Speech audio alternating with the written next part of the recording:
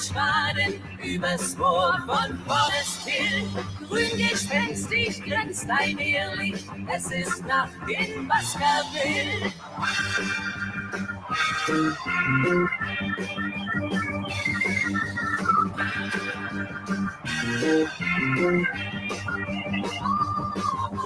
Wer verbreitet Angst und Schrecken, wer vernichtet, was er will. Jeder sucht sich zu verstecken vor dem Hund von Baskerville. Wie der anfällt, dieser Hund von Baskerville. Oh yeah! Hat verloren in den Kampf um Baskerville. Oh yeah!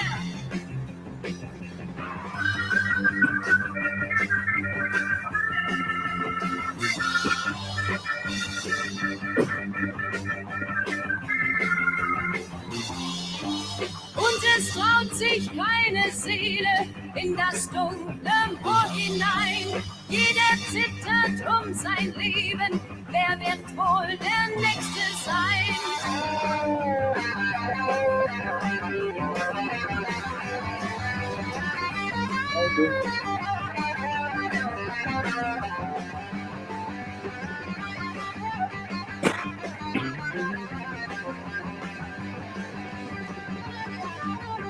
There's the Hound of Baskerville. Bald ist die Mission beendet, die sein Ehre Herr ihm gab. Lautlos wie er einst gekommen, schreit er sich ins Moor hinab.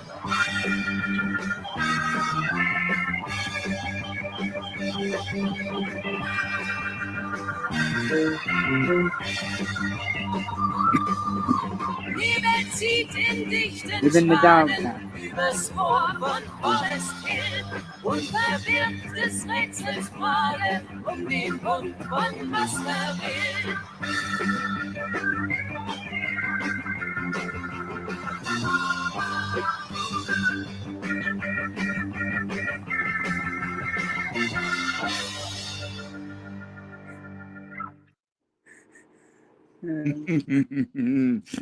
Yeah. I remember those times, folks. I am that old. That was groovy times, man. I will say we had some fun. And welcome to the Todd Jaeger Experience. I am Todd Quality Jaeger, and am I pointing the right way? Yes. Captain Cartoon. Hey, I'm getting the hang of which we're up and down. Okay.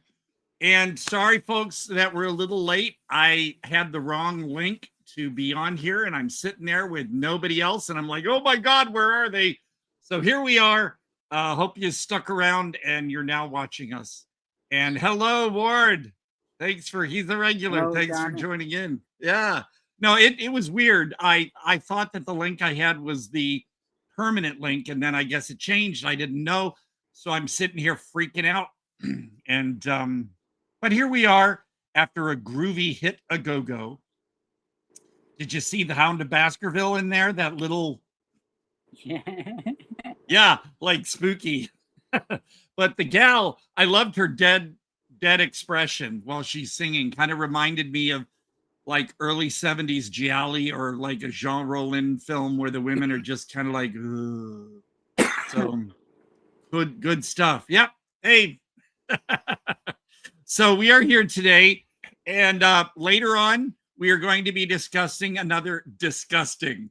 There's a, oh boy, that was a Freudian slip. We're going to be discussing another SRS title, this time Amityville Karen, later on, and other little goodies.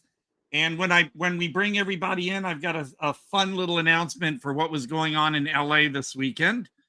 But otherwise, so today we'll be discussing the upcoming project and possibly others involved with these people, Nursing Home Dracula with Frank and Bill. Oh,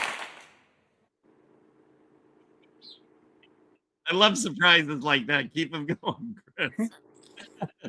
Oh, see, I'm doing my Chrissy Snow already. Oh, having a good time, and I got enough sleep. So I guess, should we bring them in, or do we have any other announcements beforehand? Not really. We should just bring them in and dive right into it. Let's bring them in and give them our welcome. Here we go. Bill! Hi. Frank. Bill Weeden. Oh, or is it that way? It's Bill's right below you, yeah, but then you're over here. Right? and then I'm to the. No, I'm that way. Exactly. You got it the first time. It's weird because when I want to point to Jack, I got to go that way. Yeah. That's It's the right. mirror universe we're living in. Yeah. Ian, well, speaking of weird universe, I guess before we get to the fun stuff, I will introduce my shirt today. It's Nicolas Cage from Mandy. I love how the wind makes his face move. And you can find him in the latest release. Didn't turn up in the theater by me, but The Surfer, which is weirder than you'd expect. And that's all because it's from the guy who gave us Vivarium. Vivarium. Oh my God. This That's- one will fuck up your mind really good. And I loved it. Is And it then, really- of course, Is Vivarium the one where the couple moves into the houses where they can't get out? It's a maze. exactly. Right. Well, the whole neighborhood is just, they can't find their way out. That's a creepy move. That's creepy. But it's so good. And yep, I love that. Imogen Poots and Jesse Eisenberg and The Surfer. Talk about a psychological trip, man. This one, you think it's just going to be about a guy being bullied on the beach and his revenge, but it's much more than that, and it gets really, really, really strange. So I highly recommend it as a double feature. Ooh, 3D House of Is Dr. this- Tongue's 3D House of. Do you have any other shirts? Oh, gosh. These are good sound effects. Yeah, I love them. Do you have any other What? shirts with Nicolas Cage on them, or is this the? Yes, I actually have the Goblin mac and cheese one. There you go. Oh, And then I have the one where he's holding that big weird blade. So now I get to imagine that you like sat there to pick your wardrobe out for today. Like, which one of these 3 shirts? do I Yeah. wear? I was originally going to wear I don't want to say in honor of Brian De Palma's birthday, but I was going to wear the one with the Fury on it from his movie The Fury. Is it his birthday today?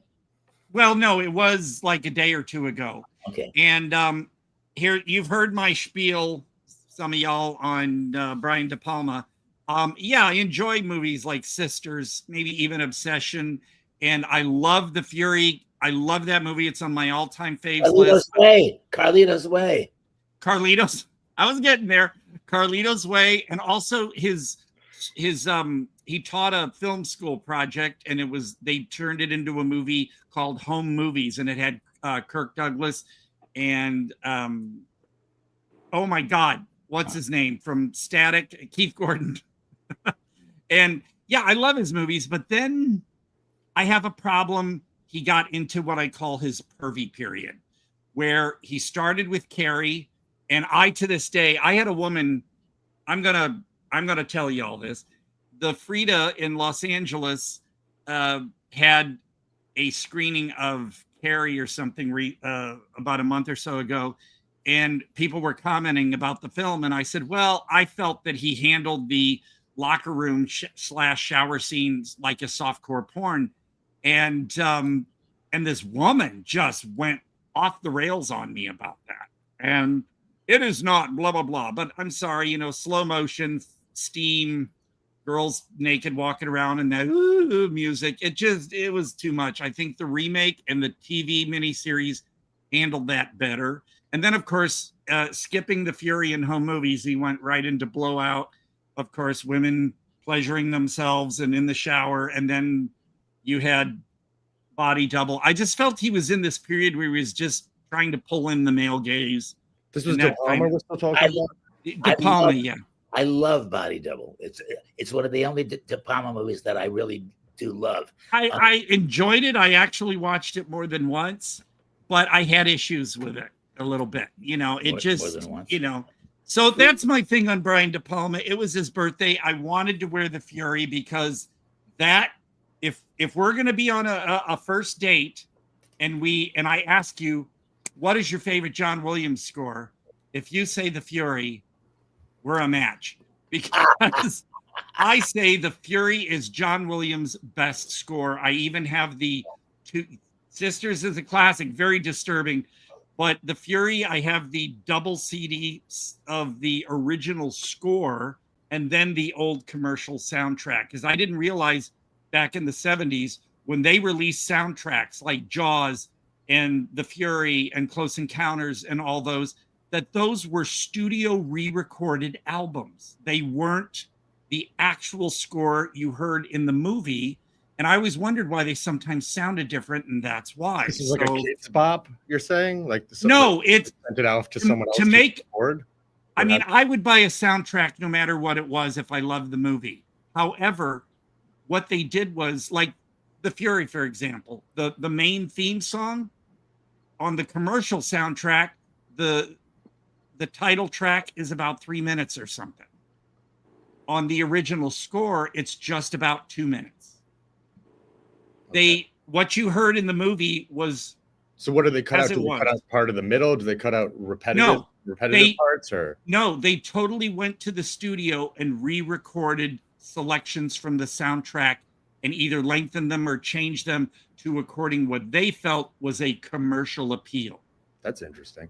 All right, yeah, so it wasn't the full. It wasn't actually the OST. It wasn't what happened in the movie. When they say original soundtrack, listen to all this. A lot of what you have as music on a film is to kind of fill out that extra time anyway. Right. You're going to listen to this.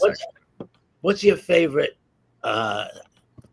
musical soundtrack of a dramatic movie, of a non-musical movie? Well, I gotta say, I listened to The Fury a lot, the original score, because there's a lot more tracks that you didn't get on the commercial soundtrack that were in the movie. And then I really love Pino Donaggio's score to Tourist Trap. Tourist Trap.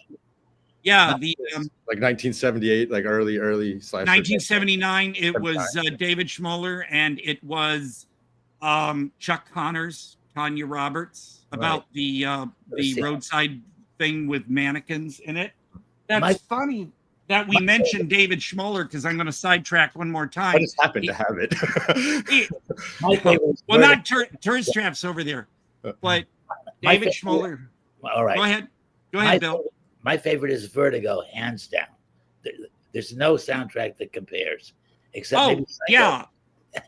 I'm thinking of what I would listen to more often. Yeah, well, Vertigo is the one I would listen to more often. No, you're right about Psycho. Unfortunately, there was never an original soundtrack in stereo, so I think there was one for Vertigo, right? I think there was. Well, they re-recorded. They got an orchestra and carefully managed to replicate the original Psycho soundtrack. I have that on CD. So that it's in stereo, because obviously back then it wasn't stereo. There's also Trapeze, which has excellent musical score. I do like to pop in now.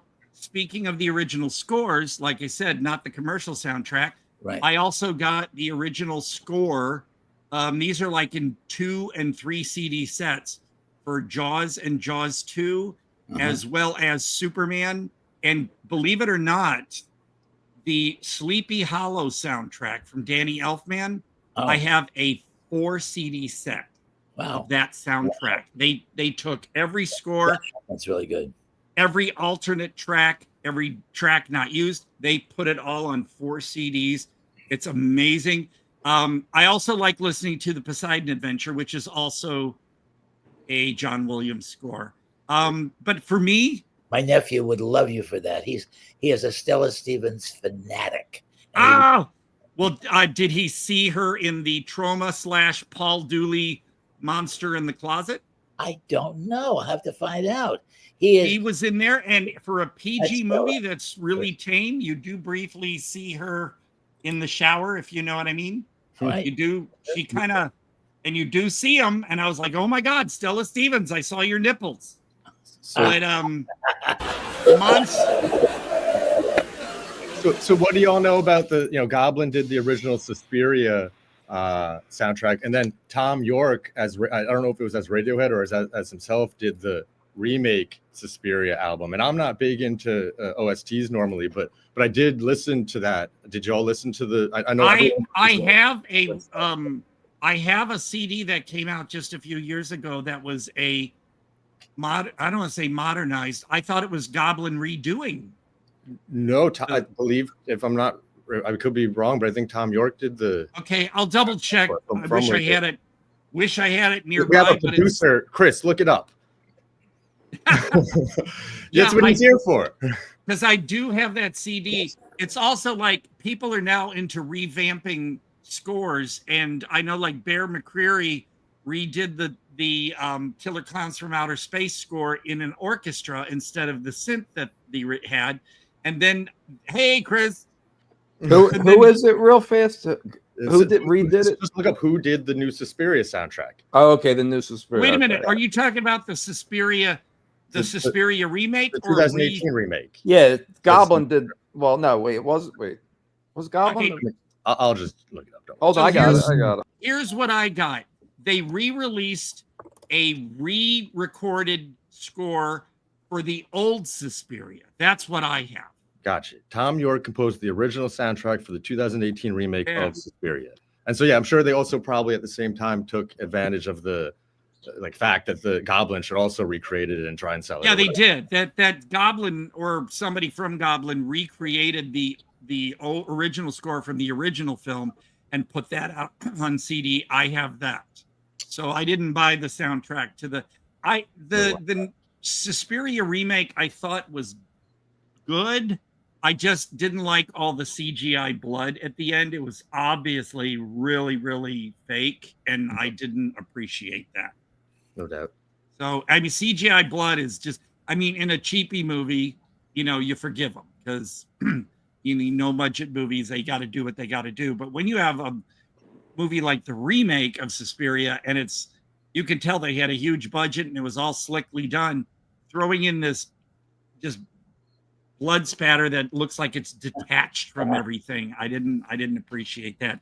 But I will go back on when I mentioned Tourist Trap, which honestly is my all-time favorite horror movie. You're not going to be scared out of your wits. You'll be creeped out. But it's just a wonderful movie.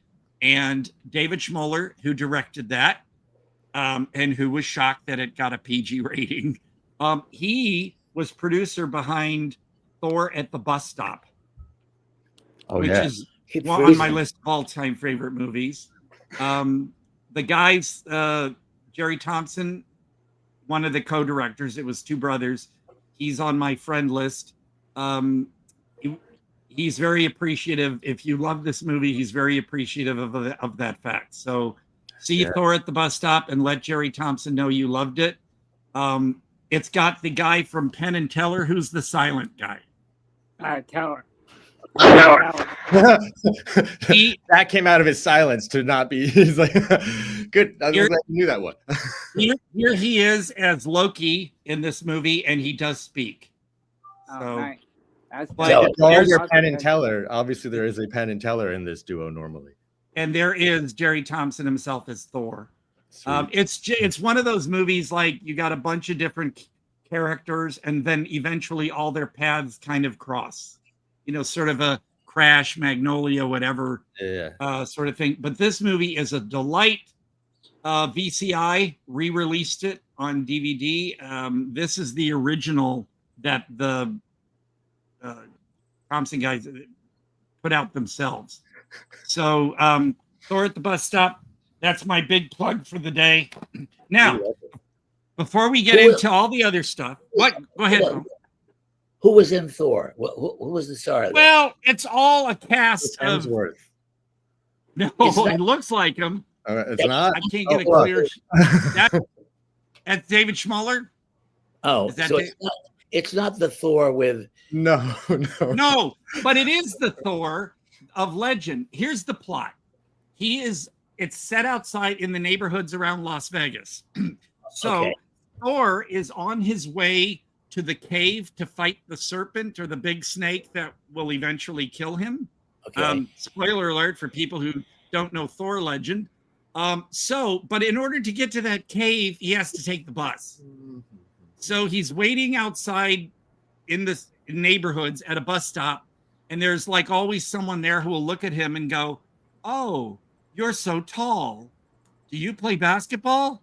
And that annoys him so much that he can't help but make thunder and lightning strike, and it incinerates the person that made the comment. So then he moves on to another bus stop, and the same thing happens. In the meantime, all these different characters in their personal lives. It's amazing. And eventually he gets to the cave, and I will stop there because you got to experience it. The soundtrack is amazing. There's a song. Right. Huh? There's a song.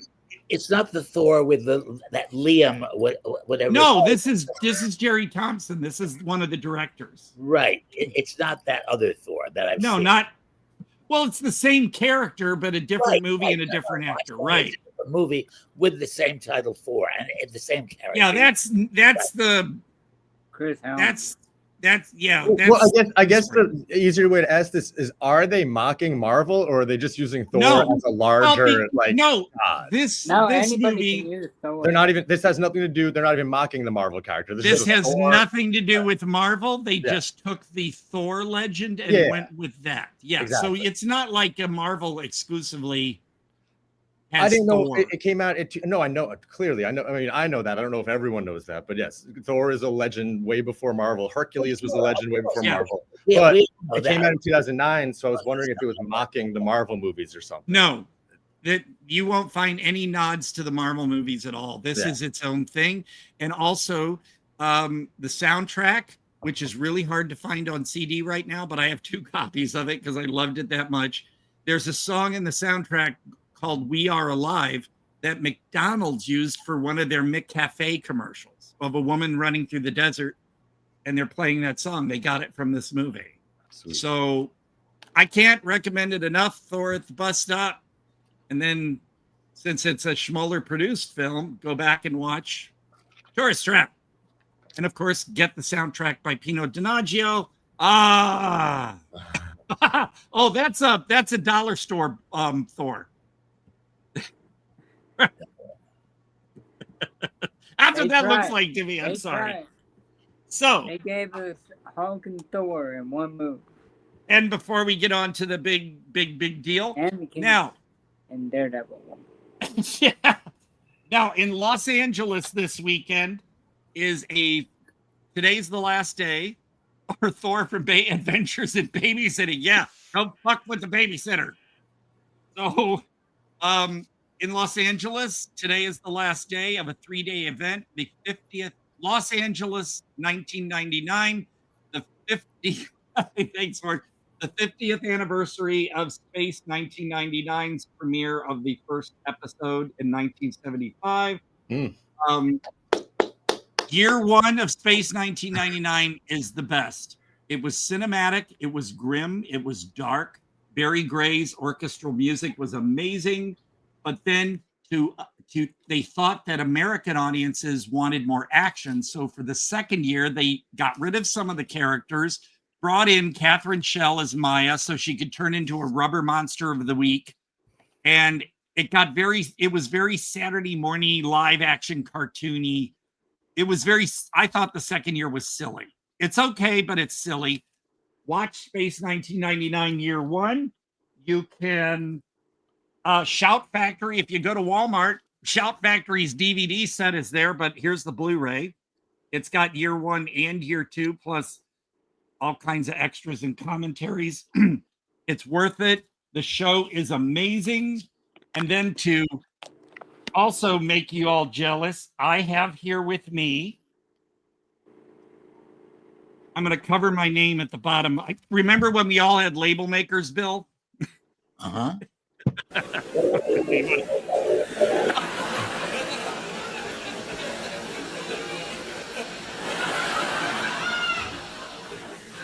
I'm not going to stop laughing every time that happens. It works every time. I Here's was muted the the whole time. I was laughing. here's the original Viewmaster reels of Space 1999. Oh wow. I also have Dark Shadows. Oh my God. Yeah, I also have the Time Tunnel, which I have the soundtrack CDs for as well. God. I have the Poseidon Adventure, These are and this one was sucky. Close Encounters of the Third Kind. Instead of giving us individual scenes so that you saw them in 3D, it was each slide was a montage of like 2 or 3 scenes overlapping each other, and there was no 3D within each. It was whoever decided to do this, they fucked up. And How do we see it? How do we see it? We need to own one of those things to see this? Yes. So They there's no still way for make- you to put it in there and hold it to your camera. We can't even see like No. Can you try? You Put it up and put one in. Let's Oh see my what we God. see. We can see something. Put one of those in. I want to see what happens. Yeah, Okay. good idea, Frank. What was that? All right. Well, I know we don't got our whole lives to be sitting here doing this, but I think we should. no. Yeah, You know what's funny is I have the Grizzly Adams one too. Well, But put one of them in. Wait, all right. we can see whether So- let me see if I got the right. Oh, I'm looking. You can tell Okay, let me find one that's easier to. But let's just see. well, no, put the Hey, other. hey, there's something. It's blurry. There's something there, though. Yeah. Oh, Do it, my name. Turn it Oh, around. now people are gonna. click the You're little. gonna have to edit that part out when you put this up for. Turn it around, Todd, so we can No, see. because that's that. Well, how are you supposed to see? That's how you look. No, that's how. This That's is what you- We want you to see look where through you put these. your eyes. Where do you put your You eyes? put your eyes here. Do you? Yes. Oh, See, you Oh, do this. I think you're wrong. That's definitely not how it works. Listen, mister. If I I think did this, I'm looking at 2 black squares. Really? You put don't- your eyes up to the lenses. That seems crazy to me. Yeah, Why? that's how Because they- there's usually- nothing. There's the back side of the slide right there. Yes, you're You right. want- To me, it's like it's such an old thing that you would like in the modern times they'd be advertising it on the front, like as if it was like they No. would want people to see it while you were using it. But I Okay, guess like back in the day, think of they them. weren't thinking Think about of them. advertising. Think of them as binoculars. Okay, Okay. These are what you put your eyes up against. yeah. This is That's- what the It's just light so shines. interesting to me that that's what someone would see on the other end. It looks like, and then you're seeing the better end. I don't know. That's just a weird design. Get one and you'll find out. Also, if you shop at Vinegar Syndrome, the boutique label, they have their own little Viewmaster because they released for Flesh, was it Blood for Dracula? Or, no, Flesh for Frankenstein and Sex World and Silent Madness. They have their own sort of, I don't want to call them Viewmaster because that's a brand name. It's like calling all gelatin Jello or Band-Aids. I used to, Viewmaster discs. But here are 2 more Viewmasters to round up the Viewmaster saga. The Wiz. Now, the only reason I have the Wiz is because the eBay seller. Oh, what a this came with Can't Stop the Music. The Village People. God, my favorite. I saw that in the theater when it first came out. I saw it multiple times. I did too, and I got it. I don't know if you knew this, but everyone basically, everyone said that Nancy Walker basically hardly directed it. She liked to sit in her trailer and watch soap operas, and so she kind of. Oh my God! Yeah, And Bruce Jenner. Well, Bruce Jenner. Bruce Jenner wearing Daisy Dukes. Yeah, exactly. Yep, and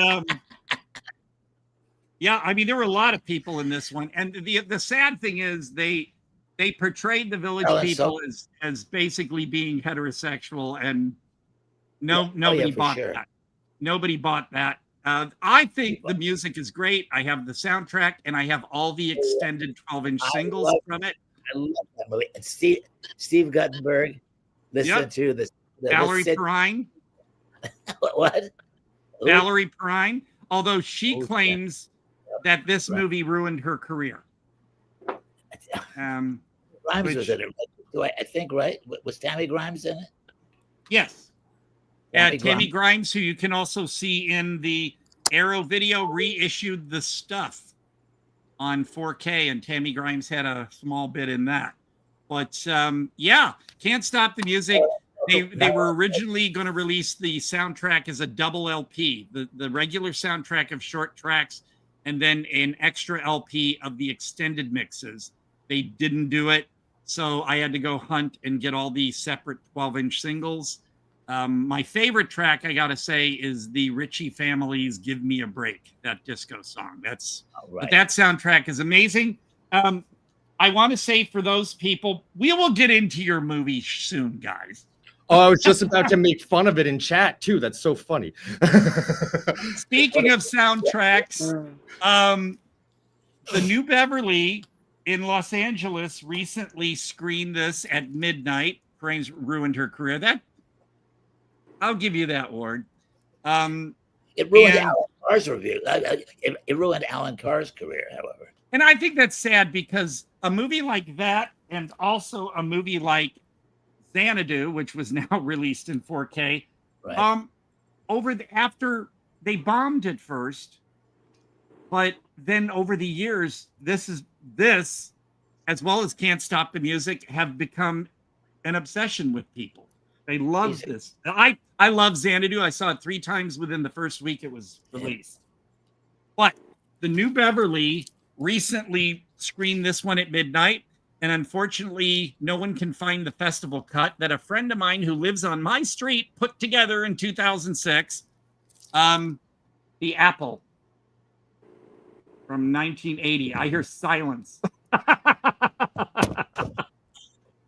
If you haven't seen The Apple, don't listen to people who say it's the worst musical ever made. And it is. You're frozen, Bill. So I don't know if can you hear us? Oh yeah, he did freeze for all of us. Looks like. Yeah. Freezing on mine. Oh, okay. Well, yeah, of all of us. Oh, there he goes. He'll be back. But so The Apple, some say it's the worst musical ever made. Fuck them. And it is not a disco musical. There's like one disco song in the whole movie. The rest are all rock songs. So don't call it just like you don't want to call Xanadu a roller disco movie because there's no disco in the movie. Sure, there's roller skating, but get it right, people. Or pay the price.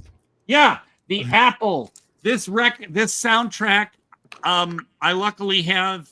Well, it was sealed. Of course, I opened it, but if you find a soundtrack on eBay, even used, you're going to pay a very princely sum. It's a great movie. It's a really strange movie. For a PG movie, it's pretty sassy, if you know what I mean. So The Apple. And then one more soundtrack record. I have the score. I have the score CD as well, but Val Kilmer's songs from Top Secret. It's listed as Nick Rivers because that was his character in the movie. So, oh yeah, The Apple, man. Good for you, Ward. Those who know. And this was a 5-track. Ward knows. He does. Ward knows. This is a 5-track EP, 12-inch, of the songs that Val Kilmer sang in the movie Top Secret. Wow. So if you love skeet surfing, you can get it on this record. And then I guess since one more for the record thing, because this was the last one I had here. Here's a classic in honor of, since Rocky Horror had its 50th as well recently, Tim Curry's album Fearless. I didn't know Tim Curry. I didn't know he had an album. Wait, he has that's the Clown? 2 or 3. Yeah, it's an album. It's got that's the all Clown these album, songs. but not as Okay. Okay. So at the Varsity Theater in St. Louis, when they would show Rocky Horror at midnight, before Rocky Horror, they would play 2 of his music. Oh, that's right. Yeah. Paradise Garage and I Do the Rock from this album. And so this is an amazing Tim Curry album. The song I love from this is Something Short of Paradise. But I do The Rock, Paradise Garage, classics. I have not seen this one released on CD. I'll have to double check, but get this album if you can, even if it means getting the vinyl. This is the vinyl I bought back in 1970. Fuck. It's so tiny I can't see it, but 1970, I don't know, 1978 or something. So I like 1970. Fuck. That's a good year. Like 19. That is a. That was a great. That was the year I was born. Oh my God. 1970 fucking what? Again on Space 1999. Today is the last day in Los Angeles. Stars were there. Stars were there. Barbara Bain was there. Freezing. Bill's who's freezing, Bill? Bill is. What? Are you back with us, Bill? And nothing's freezing, right? Oh, I'm back now, but it froze a minute ago. It keeps freezing on me. Yeah. Bill, I came on because I know you were in the studio twice for some reason. Did you notice that? Oh no, I didn't. You could always remove him. You could remove him. Yeah, that means he has two tabs open with it, or like two browsers open. I was wondering what even freezing if his computer is. Yeah, I was wondering if that's why he was having a problem. Well, how do I take myself off the other? No, you're good. It's gone now. You're good. As long as you're good, everything's fine. Okay, good.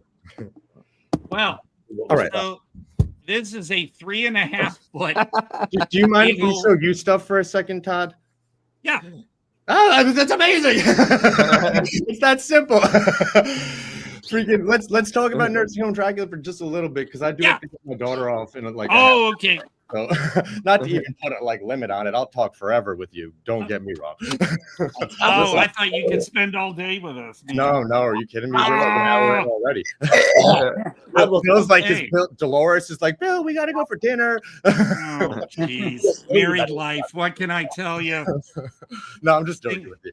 So go ahead, get into it whenever you. Well, so no, this is amazing. Thank you so much for having us. I didn't mean to having a rude, abrupt thing for that. But this there's never a rude, abrupt anything on this show. And so we have a whole like Jack. I'd like for you to tell us like where this came from. Like how did this begin? Like where did Dracula start? 4 years ago, I was doing reviews on Twitter, and I did one for Bill, and I was like, I saw one of his the musical Mr. Fish or The Lives of Hamilton Fish. There we go. I'd seen that one, and I was like, damn, he'd work as a psychotic killer type character. And this is before the Our Man Funk idea? Yeah. This so is you first see him as a psychotic killer, and then it's weird that you could then later see him as like a hero. That's a funny. What else do you see Bill as? Go there. So that's awesome. So that was the first time you reached out to him to work on something, and then you developed it as a book. Well, we were trying to put together as a legitimate deal at first, but nobody wanted to bite. So I was like, okay, I'm gonna make it like the old school Dracula book and just put it out there.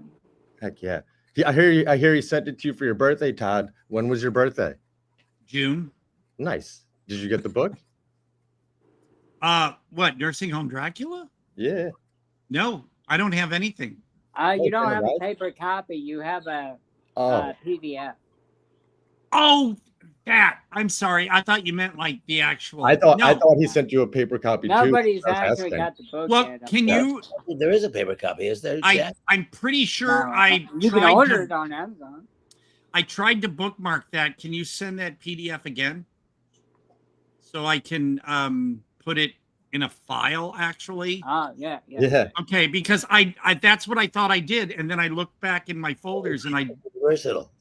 So we need to know your opinion, because this is the project that Bill and Jack and Chris and I are all working on, where it's Bill as a Dracula in a nursing home, and then Mark Torgel as his like Igor type assistant, and they go off taking advantage of elderly women to steal their riches.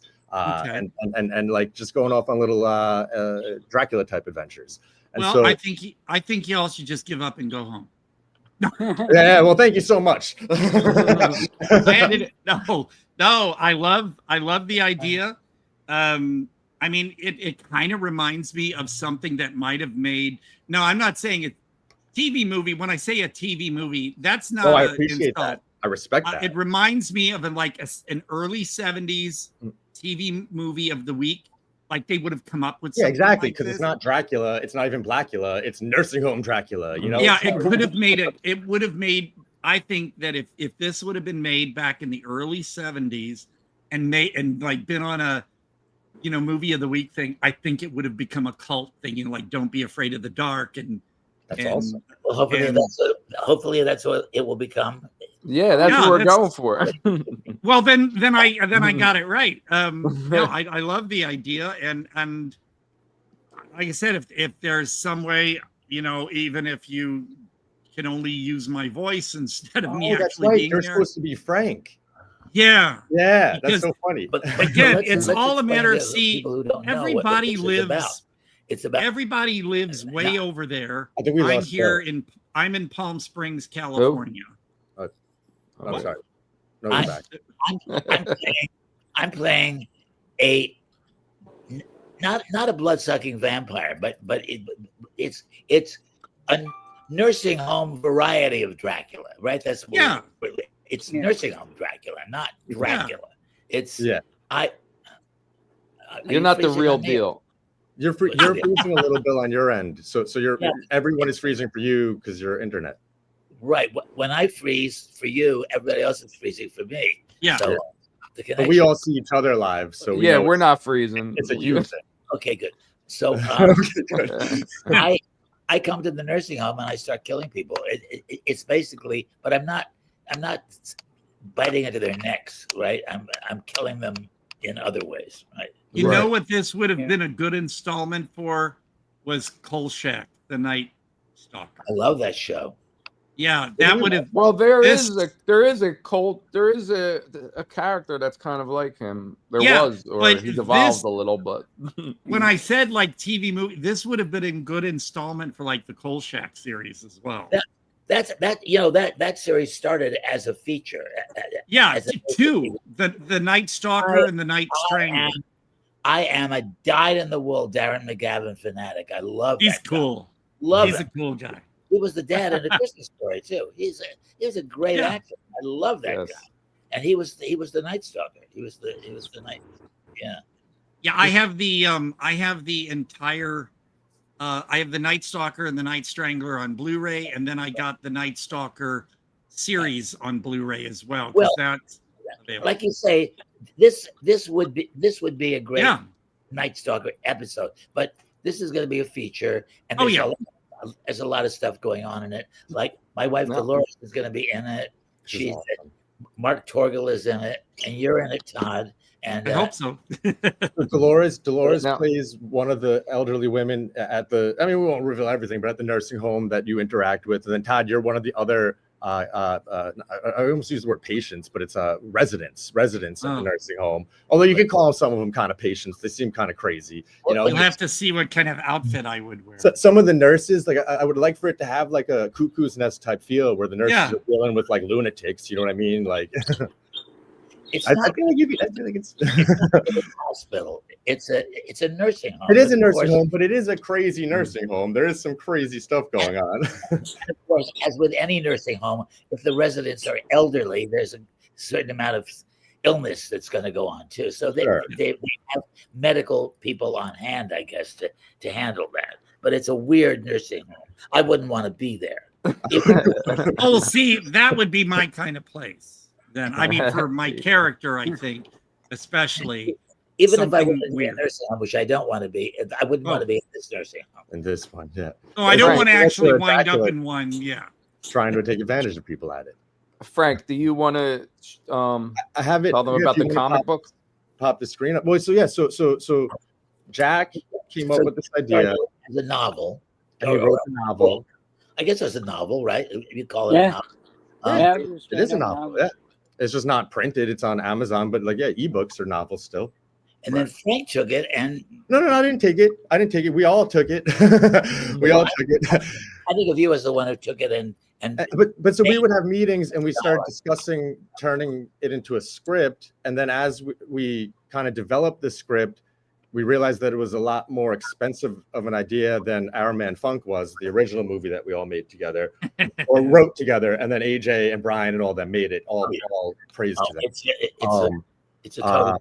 And so then when we came together for this one and we talked about the script, we were like, oh shit, this is going to cost a lot more money than Our Man Funk probably, because there's like a lot of like gory death scenes. So I was like, why don't we make a comic of this first? Because then we could see some of it. We could like get the idea out there. And so we found an artist in Argentina named Carlos Debuja, and he's drawn us 4 pages. He drew 2 covers, a bunch of sketches.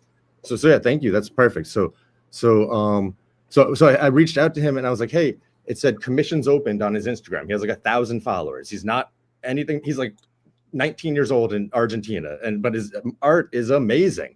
Commissions opened, and I reached out to him and paid him like $200, got some sketches, got some whatever. It doesn't matter how much it costs, but so we got all of this, we got a bunch done up front.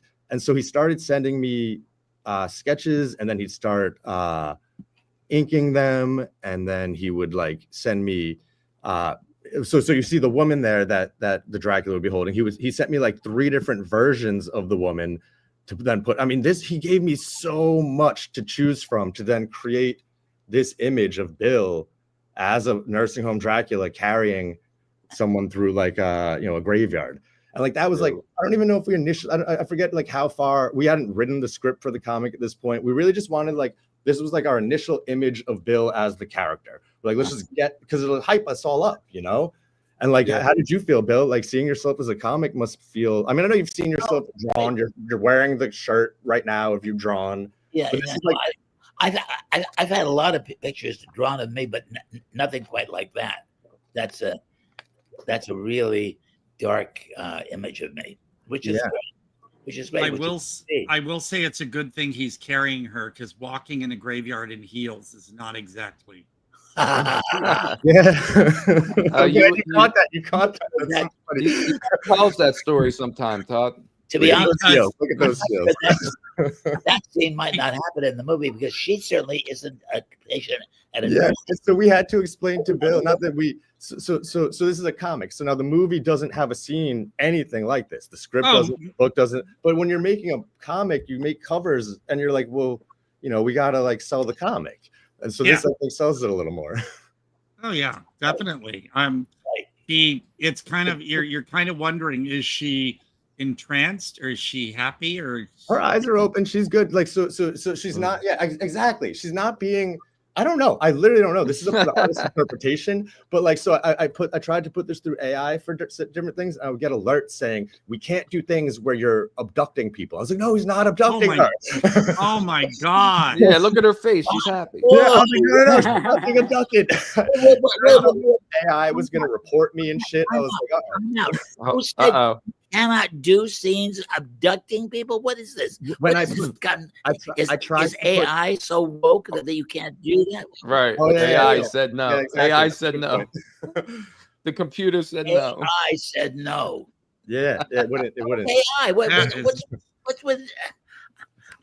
Transit stack. Yeah, that was Frank. That was horror. That was Frank played a big part. So AI says no. What does AI get off saying that you can't do something? Well, AI is its own intelligence. Each one of them has their own rules to go by. This was ChatGPT or whoever the heck it was, and so Facebook has theirs and Google has theirs, and they make their own rules. And just like Facebook doesn't want you enticing violence on it, certain AIs won't let you. That's a laugh. Certain things on it. I know, just like they claim.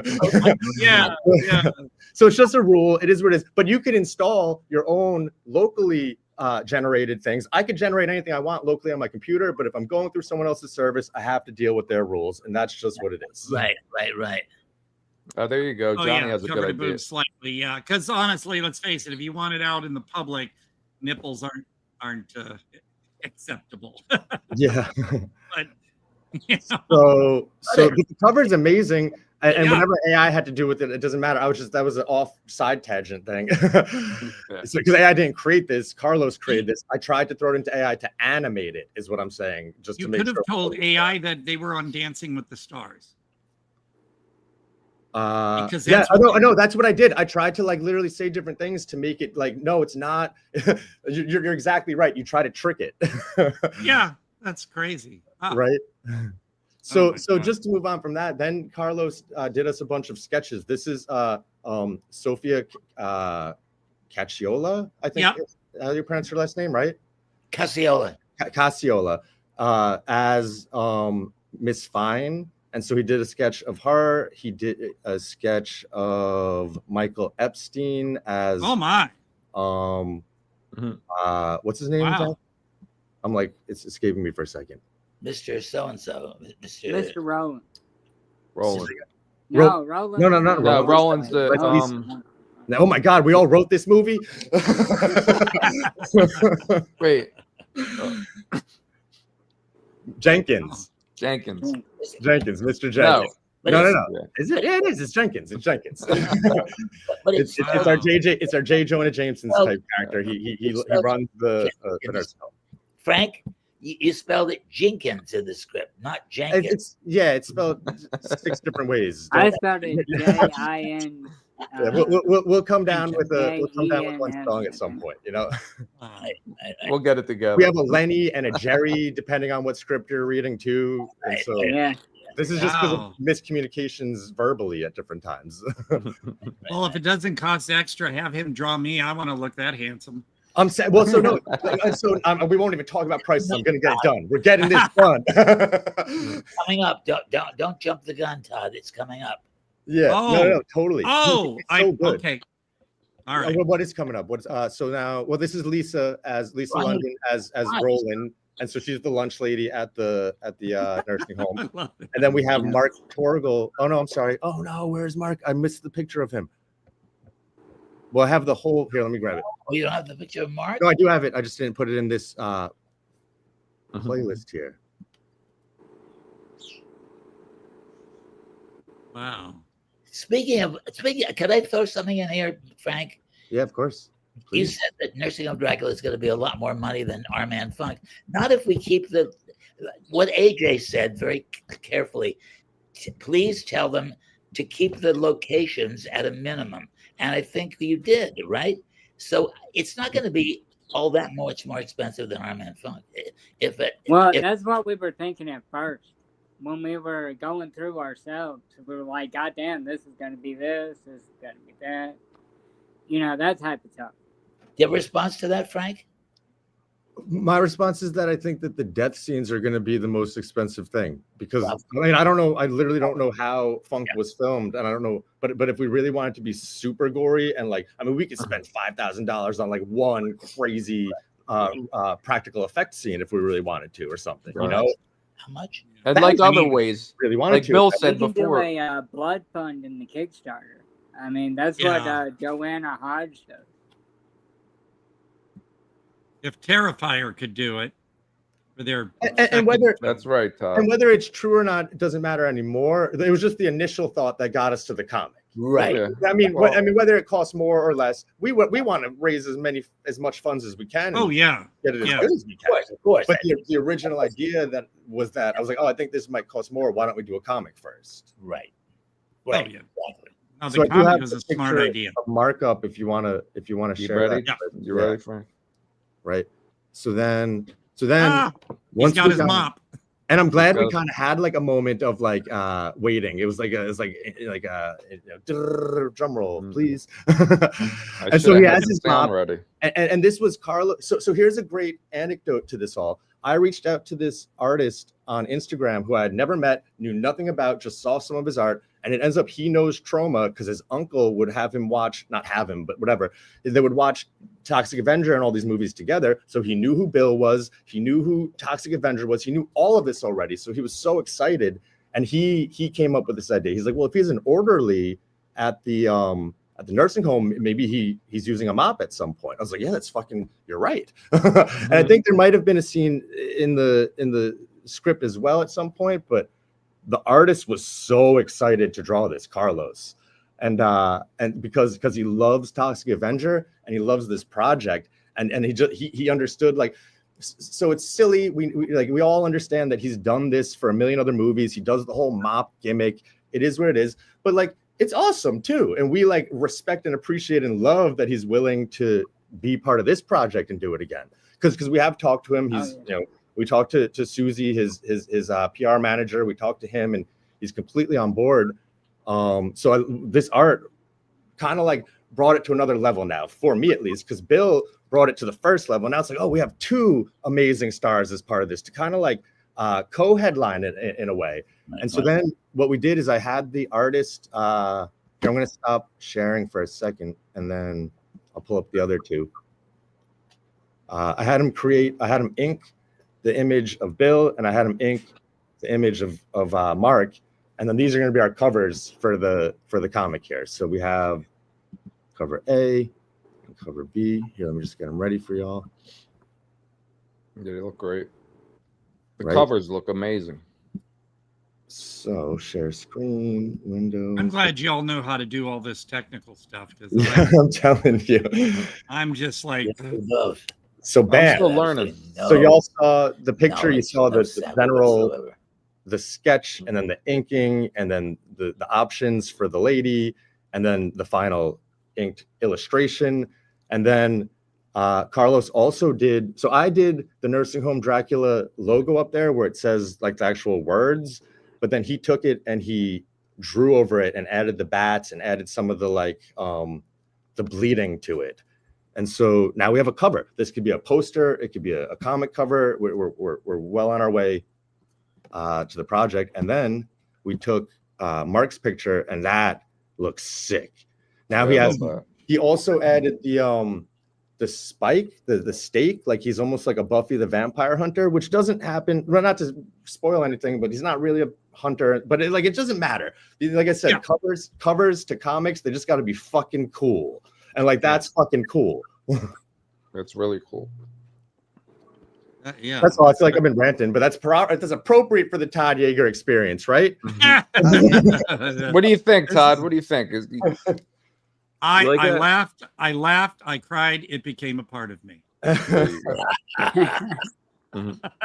No, it's amazing. Like you were talking about poster art. I mean, that's always been the way. It's like that's why I laugh so much at the Velocipastors poster art. You know, because you got this amazing looking dinosaur on the cover, and that's nowhere near what it looks like in the movie at all. But no, that's the whole idea. People know it. As far back as when I was a little kid, that's what the poster art always did. It lured you in with all this promise. Yeah. And but no, and honestly, I don't think people would care that once they get in there, they don't have him with a stake. You know, it's not. It's for the mood and it's to pay homage to things. It's to create like a cool variant cover where people who love trauma and know the history and know the like Easter egg stuff can appreciate it. You know? Yeah. Right. No, I think it's great. It pulls you in. It pulls you in. Show the picture. Odd. Oh, there is actually one. It looked there's no picture of you, Todd. No, what did you just say? No, that's I saw one this morning when you were showing the pictures that you had that you were going to show on one of them looked like it was a version of Todd. No, it definitely wasn't. But I'll go through. I mean, I don't know who it was. Frank, what do you got? Frank, what do you have over there? You have pictures of Todd over there. You're not telling us about. Yeah, I don't know. Please don't depict me. Don't depict me with my gut. It was a guy with a long beard. No, that's Mark. That was the picture of Mark. Yeah, that's Mark. I mean, oh, not that kind of. I mean, a beard the length of Todd's. I mean, it's the only one. I think you're just confusing the picture of Mark. Yeah. No, that's all right. Whatever. Maybe I was. Sorry, I got cheesecake on my cord here, and that's why I was sucking on my cord. If that looked weird. Here are the rest. Actually, so then I do have the rest of the pages here. If you wanted to, here I'll stop sharing this one. Oh, so because we have 4 pages too. So here, let's see. What is this? So then besides just the characters. So we just stopped on Lisa, and then we showed Mark, and we showed the covers. We had him draw. Not that we had. Carlos has been so effing kind to work with us on this, and like we met with him we all met with him a couple weeks ago, and we went over these pages, and we the translator and everything. Yeah, exactly. It was very cool. And so this isn't even the final page. He changed the whole house scene up top. It's like a more there's a picture of Dolores' character, isn't there? Yeah, absolutely. So this is the first page. Second page, we won't even spoil too much. Second page is drawn. Third page is amazing. It's Bill killing a bunch of people, and here it is inked, which is even fucking cooler. And then here is Dolores, just to get to her. Because then we go from him killing to like him walking back in and seeing, you know, a nice gentle elderly lady hanging out in the nursing home, and it's kind of like an abrupt scene. And then like we haven't added the words here yet, the whole thoughts and the whole intentions or whatever. But I love this. He and then Carlos, like I said, has had so many suggestions. He wanted to make the walls look old and decrepit. That was his suggestion. He added these like little creepy tentacle things on the side that look really cool. I don't even know exactly what it could be part of a plant. Could be. You don't even know. Exactly. It could be anyone's like really interpretation or whatever. And so I'm very excited about this. I know we all are, because like it brings, it's hard to work on movies because it takes a very long time to see the final product, but like it's very, very cool to abruptly see parts of this come to life. And I guess that's where I'm at. Absolutely. Wow. Same here. No, I say yay. Everything looks good to me. Although I will say, if I was an elderly woman in a nursing home, I'd be wearing flats. You would be wearing flats because oh man, you catch on to people's shoes. Well, I don't have a shoe fetish. I swear to God, I don't. Yeah, but I mean, you caught onto it on both images right away. Because I noticed that. I don't know if that's his idea of what women wear, but I noticed that the women are wearing like some sort of heel, and that's not a criticism at all. No, totally. I'm gonna hit him up and make fun of his weird fetishes. Yeah, who called him that? Was that you, Frank? Did you describe the foot? Well, no, I sent pictures of Dolores's feet to him. Okay. Did you get them off of WikiFeet? So basically, where? No, what was that, Todd? Where? WikiFeet. You haven't heard of it? Never. I've not. It's funny because I just was catching up on a TV show called Hacks, and they mentioned it in that show too, that it's like Wikipedia but celebrities' feet.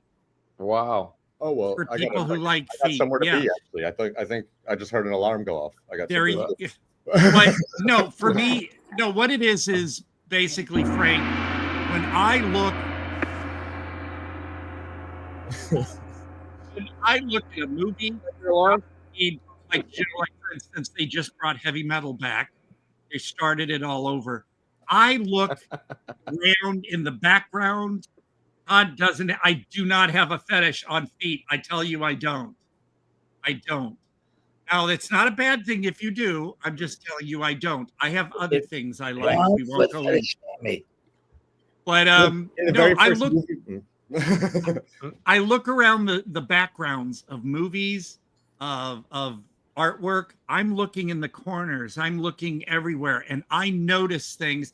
It's like whether I'm at work or here in the complex I live in, I have people say, Todd, no one else saw that. How did you see that? And it's just my gift, I guess, or my curse, that I notice these little things. So I noticed lots of heels so far. And again, I'm not a shoe person. I'm not a... It's a having noticed everything in the image person. You just noticed everything. He's a noticer. Yeah.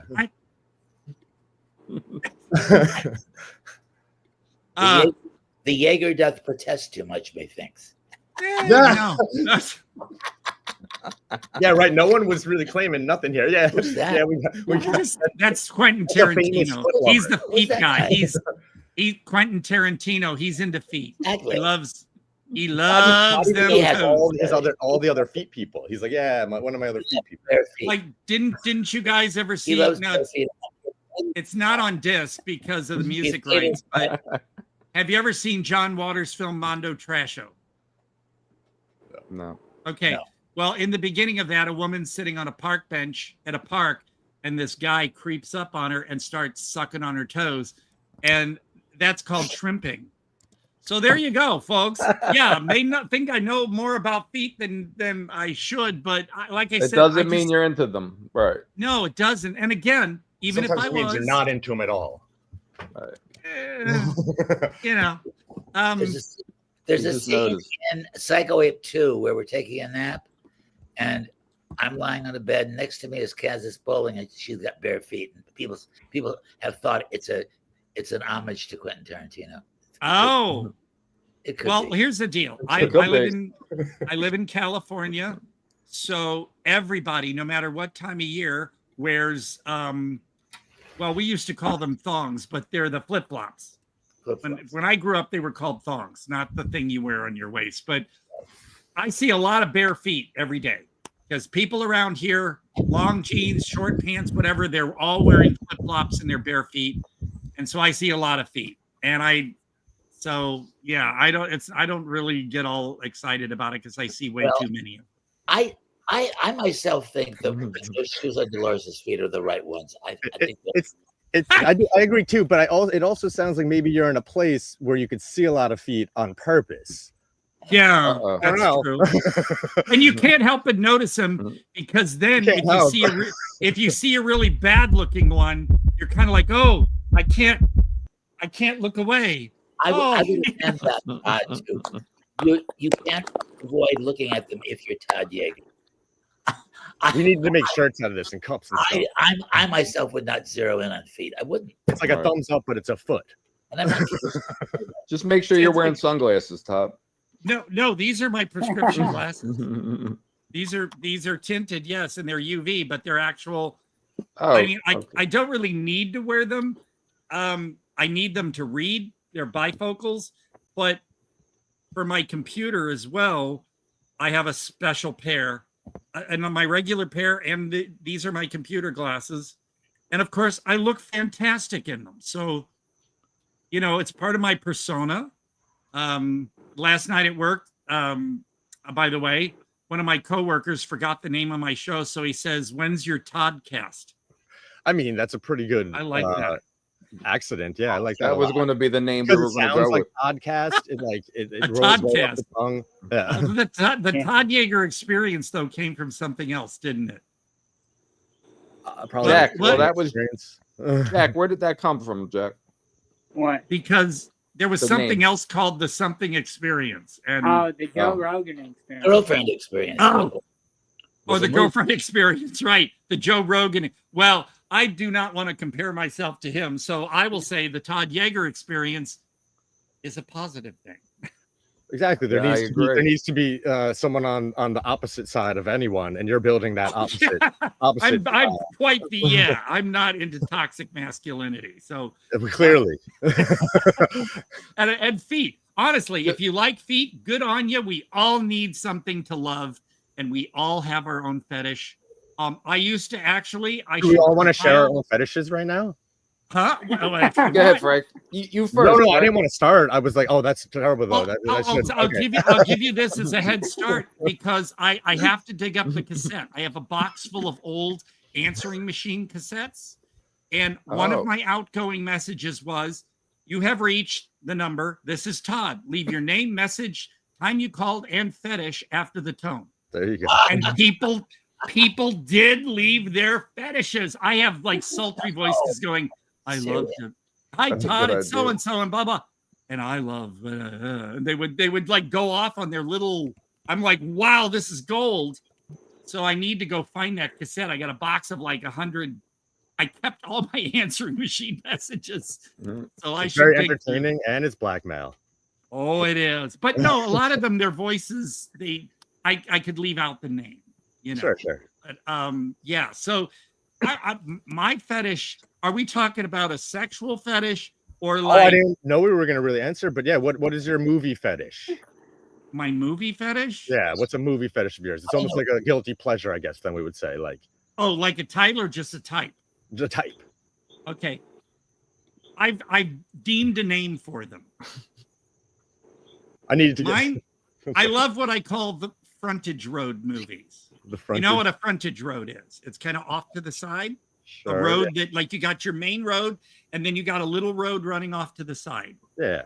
I like the movies that are off to the side that you look over and there's all these little movies that you need to discover, but you're stuck on the main road with all the blockbuster shit. Mhm. So I like to go off to the side and look for these little unusual movies. That's why people still are like, where did you find this movie? What the hell? Mhm. So that's my thing. I as far as any kind of genre, I love horror, but I want something with substance. This Terrifier shit, I'm sorry, folks. I don't like the Terrifier movies. You can watch them if you want, but I like stuff that's off to the side, kind of gives my brain a little something to taste and go, I know it's not as exciting as you were hoping for. Yeah, But no, it is. I got you. I'm trying to remember the name of this movie. Oh, here it is. It's called Fetish.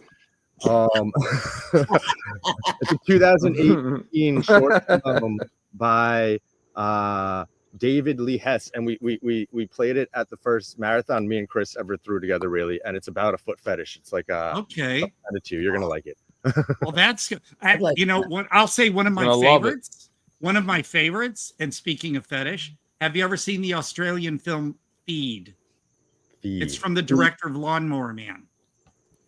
I feel like it's about a guy who's a cyber detective, and he finds a dark website of a guy feeding this like 600-pound woman, and people are betting on they have her medical stats, and people are betting on when and how she'll die. Oh no! I know it's sick, but it's the feeder gainer fetish thing. He's eating her. Is that what he's doing? Eating her food, and she's like, it was the world's largest prosthetic suit at one point, and he's feeding her to death basically, and she thinks that he loves her, so she keeps eating all the food he gives her, and her medical stats are off on the side, so people are on the dark web placing bets on what she'll die of. That's amazing. That's a very cool. And when so the cyber detective, the actor Jack Thompson plays the police chief, and his actual real life son plays. Yeah, there it is. Feed. And Man Thing. Virtuosity, Lawnmower Man, and Man Thing. And Virtuosity. Yeah, it's an astounding film. Unearthed Films has released it on Blu-ray recently. I have the old look this up. DVD, but it's disturbing. It's uncomfortable. The soundtrack is fantastic. It's got all these songs. A lot of them were done for the film. A lot of Australian artists, and I have the soundtrack on CD, which is very hard to find. Otherwise, it's a download. I highly recommend getting the soundtrack, even if you haven't seen the movie. It's a lot of covers of songs, especially Cherish. There's like 2 or 3 different versions of Cherish on the soundtrack, but there you go. Yep, Unearthed Films at the bottom. Bill is ordering it right now. Can I tell you a weird anecdotal story? Because it's appropriate for this whole thing. So I had a friend. Feeding women to death is what it says. Feeding women to death? He's force feeding her, right? Yes. Well, but she's willing because she thinks he loves her. Like, he'll show up with a plate of burgers naked. And it's available on Prime Video for 99 cents. Oh, yeah, it's worth it. It's worth it. I had to have the Blu-ray. So what is your fun little story? So I have a friend that took advantage of this fetish that people have online, and she was part of a website where dudes would pay for her to eat food if she would then send pictures gaining weight over time. But there's a thing, like, she would never stick with anyone for long enough that she actually needed to gain weight. She would just be going from guy to guy, and like, we'd be hanging out and she'd get us like food delivered to wherever we were. And we'd be eating on people on the internet. And so then for like a week or two, she would take advantage of one guy who would send food, and she would take advantage of another guy who would send food, and she would never stick with them long enough to actually show gaining weight. But we got food out of it. Well, Bill, I gotta tell you, you know what Annabelle suggested I do? She said, go on whatever website, there's a website for it, and show pictures of your feet in socks and you sell the socks. There you go. Yeah. She suggests, she said, Todd, I really think you should do this. If you need money, and I do, I am broke. How much did you make so far, Todd? I haven't done it. I was afraid to click on the link, you know, because I don't know. I was afraid because, you know, clicking on a link, even if it's someone you trust, can lead you into. You never know. Yeah, totally. But your feet might end up on the internet, but you might not be alive. Well, my feet. Facebook Marketplace. Wow, you scared Frank away. She's saying you should show a picture of yourself with me and that thing with your socks and sandals. No, she was saying I myself should go on this website and just show pictures of my feet and socks, different kinds of socks, and that people would buy those socks. Oh, wow. Yeah. I mean, if it was a safe thing to do, I don't know how to set up, you know, something like send me PayPal, then I don't know how to do any of that shit. So I'm totally green when it comes to this tech savvy stuff. So, but if someone wanted to set me up with a site, not me. I would invest in stocks and just start selling them if I could. But then does the government know? Do they want your taxes off of it? You know, I noticed details in these drawings of heels and stuff. I would think about, well, do I have to pay taxes on this? So that's the first thing that goes to your mind. Yeah, I think that way. I know that's probably why I'm still single after 40 years. Because people like, Todd, you got too much going on. All right. We love you, but you're just too much. I would understand if someone said that. But as long as I just get laid, it would never come from us, Todd. Okay. So I guess. Huh?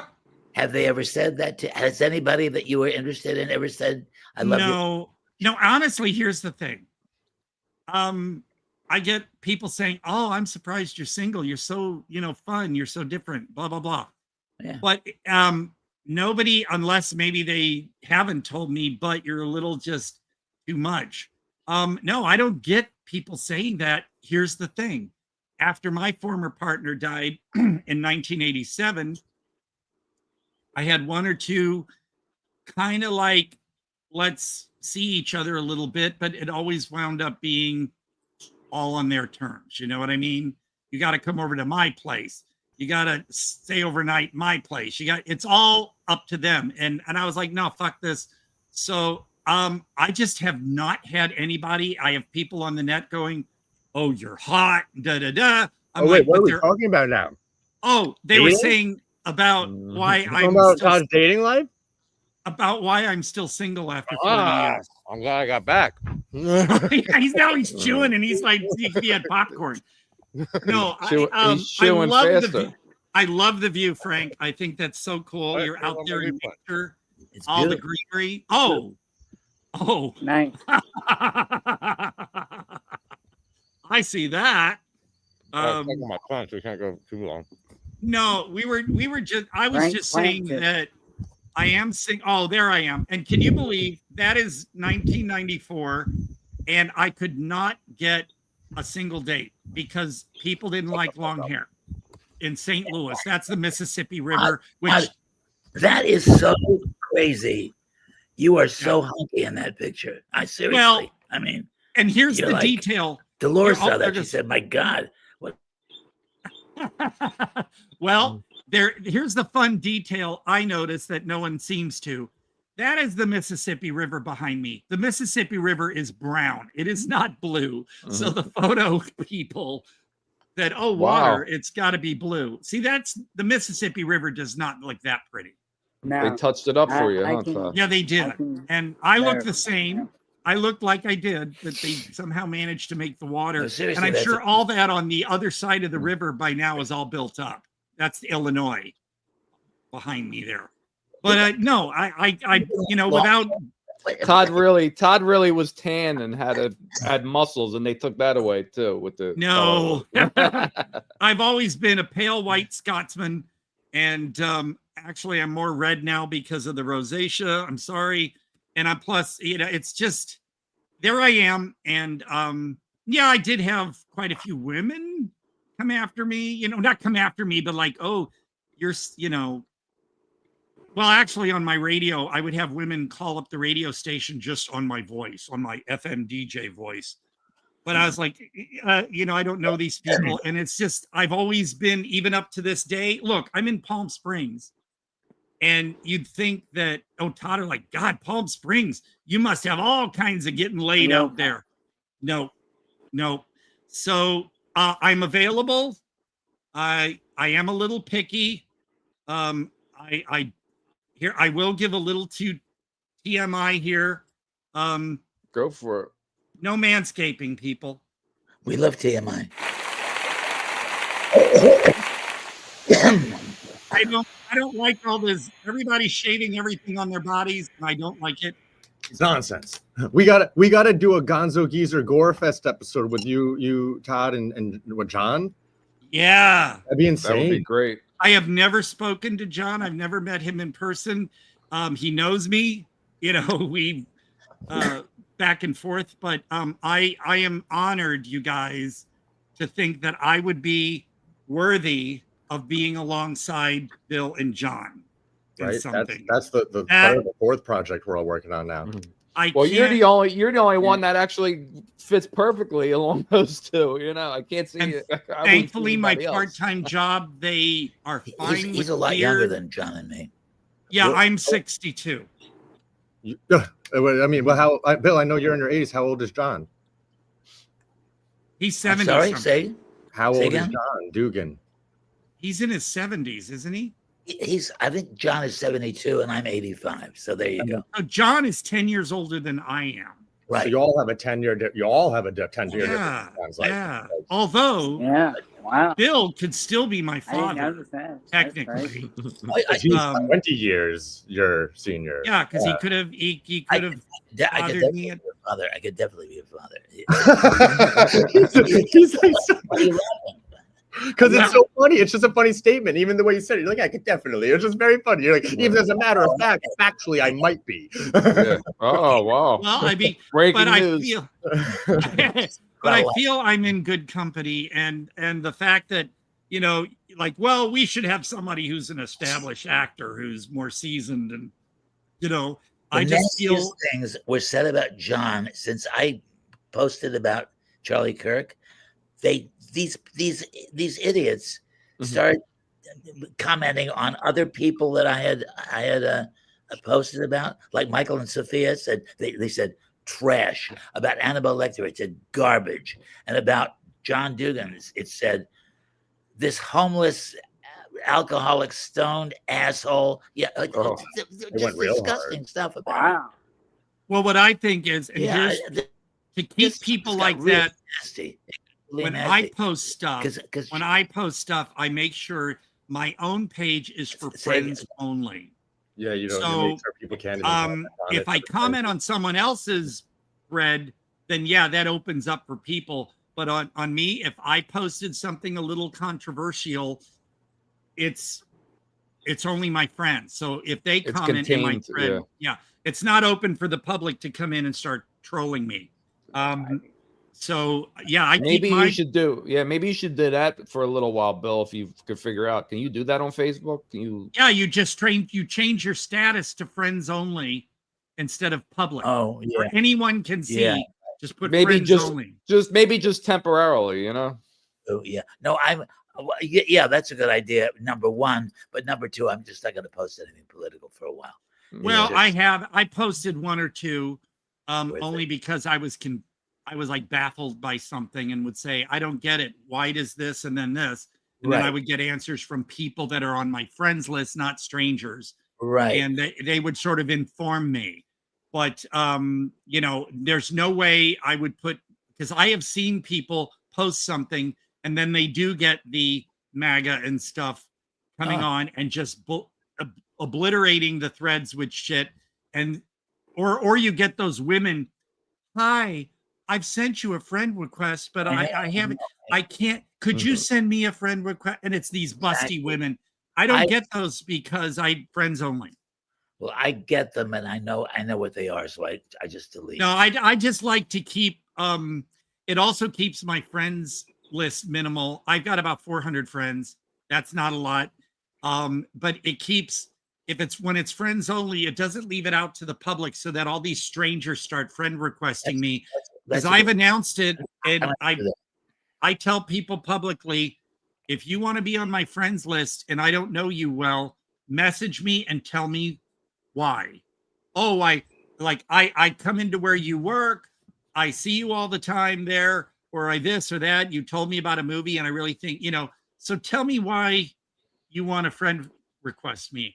Otherwise, if you just do it out of the blue, and even if it has some mutual friends, because I will always check, I go to other people and say, hey, so-and-so just friend requested me and you're a mutual along with 17 others. Does this person interact at all? Or are they just there to self-promote or just to snoop? And then they'll tell me, oh yeah, this person's cool. I know them, or I've never interacted with this person and stuff. So I know to leave people out because I don't want to just keep adding people on my list. Right. Exactly. It's not worth the trouble.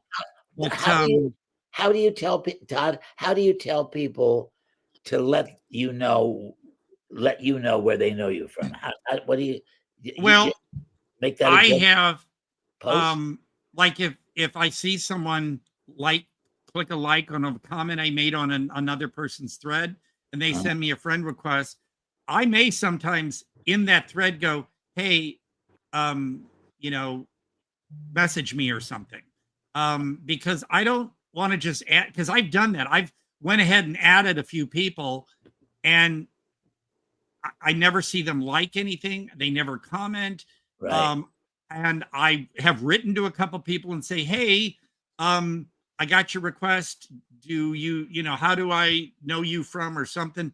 And they don't answer back. They're just there to either snoop through my albums, because I have a lot of photo albums, or they're there to self-promote, because I've had filmmakers who have not answered my messages or anything, and all I see is them self-promoting their stuff, and that's all they care. They don't care about anything else. It's like, I don't need that. I'm sorry. I want to support other filmmakers. I'm not asking you to be my close friend. I'm just saying, if you want to be on my friend list, have a reason. Even if we don't interact much, I want to know you have a personality or something. Anyway. Hey, I wanted to say bye. I got to go bring my daughter home, but I didn't want to just abruptly leave, because I do actually super freaking appreciate this conversation. You're welcome to pop in the show anytime with updates, new drawings. Yeah, just show up. This was so much fun. Tell them, hey, you're here. I didn't want it to feel like I was leaving for any other reason, because this was so much fun. So if I can come in and out anytime, that's awesome. Yeah, you know that, Frank. You do. You're welcome anytime. Just like Bill, we tell Bill, just show up. We'll put you in. Bill, like I said, Bill gives us some gravitas at that, because he's Bill Weeden. But I want to know all what you're doing, so you keep us updated, and anything we can go off on these weird tangents too. I have fun. I think that's the most fun. Yeah, I prefer not having something to update on. Next time I'm here, we literally will just bullshit for 2.5 hours. We'll talk about back hair or exactly what hair? Back hair. Fetishes. Like the lower back. All righty, gentlemen. It was a pleasure. All right, Frank. Thanks, Frank. That great having you. Bye-bye. Talk to you later, guys. Bye-bye. He's fun. How do I get out of here? How do I? You got to get out of here. Oh, you got to leave too. Well, I could stay for a little while, but you want to stay, Bill? Like I said, it's all up to you, Bill. You want to stay for Amityville Karen? They're going to review. Oh, I should have told you to watch that. Yeah, I want to hear that. It's free on Tubi, so I thought maybe I told Bill about it so he could watch it. Oh, yeah. No, I've never heard of Amityville Karen. Love the title. Have you ever Amityville Karen? Is it new, or what's the deal? No, this one's from, I think it's 2022. Yeah, 2022. 2022. And it was done, I think this one was done before Woods Witch. I don't know, because Sean Phillips works on like 5 movies at the same time. And who's Sean C. Phillips is a independent filmmaker. His movies are very, very, I don't want to say no budget, but like very minimal budget, you know, and he makes the most of what he can. Oh, here's a trailer, I suppose. Who was that woman named Sean who was in Wall Street? What's her name? Oh, Sean from Blade Runner, right? No, I don't know. Here we go. We'll figure it out. God, good help is so hard to find. I might have to just fire you right now. Show me your work. Work, bitch, work. Jesus. James Duvall. We're trying to make a difference in America by bringing joy to people. Mike Ferguson. Everyone's He's in talking about Zombie. this wine, you know, the Amityville wine. They say it's from Amityville, and they're saying that it's cursed. That's Sean Phillips.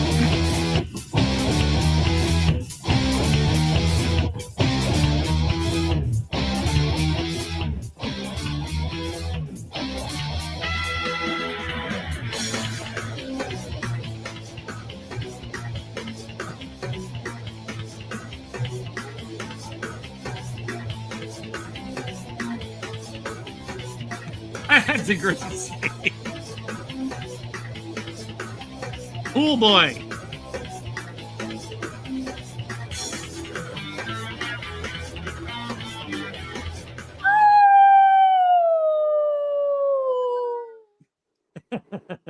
See, a very simple trailer, very simple. I'll tell you, I think this might have been the first Sean Phillips movie I watched, so I didn't really know what his style was yet. So when I first watched it, because I got the Blu-ray, I still need to get the Blu-ray of Woods Witch. So I wasn't prepared really. I knew it was going to be low budget, and I went in and I kind of watched it, went, oh, because I had the opportunity to appear in it. But back then it was one of these deals where you paid a perk to be in the movie, and it was like at the end with the it was way too much money than I could have spared, and plus I would have had to driven over that twisty Highway 74 down and then over down to San Diego, and I didn't want to do that for that. So I wanted to be in it because Mike Ferguson and Jen Nangle, the one girl who was sitting at the bar drinking, they are both in Toilet Zombie Baby Strikes Back that I am in. And I thought it'd be cool to be in a second movie with both of them, but I couldn't afford the perk, so I didn't appear. But I saw this movie and I thought, oh, okay, because I thought it was going to be more action, you know, like what you saw, the quick cuts. And I guess I wasn't ready for what it did.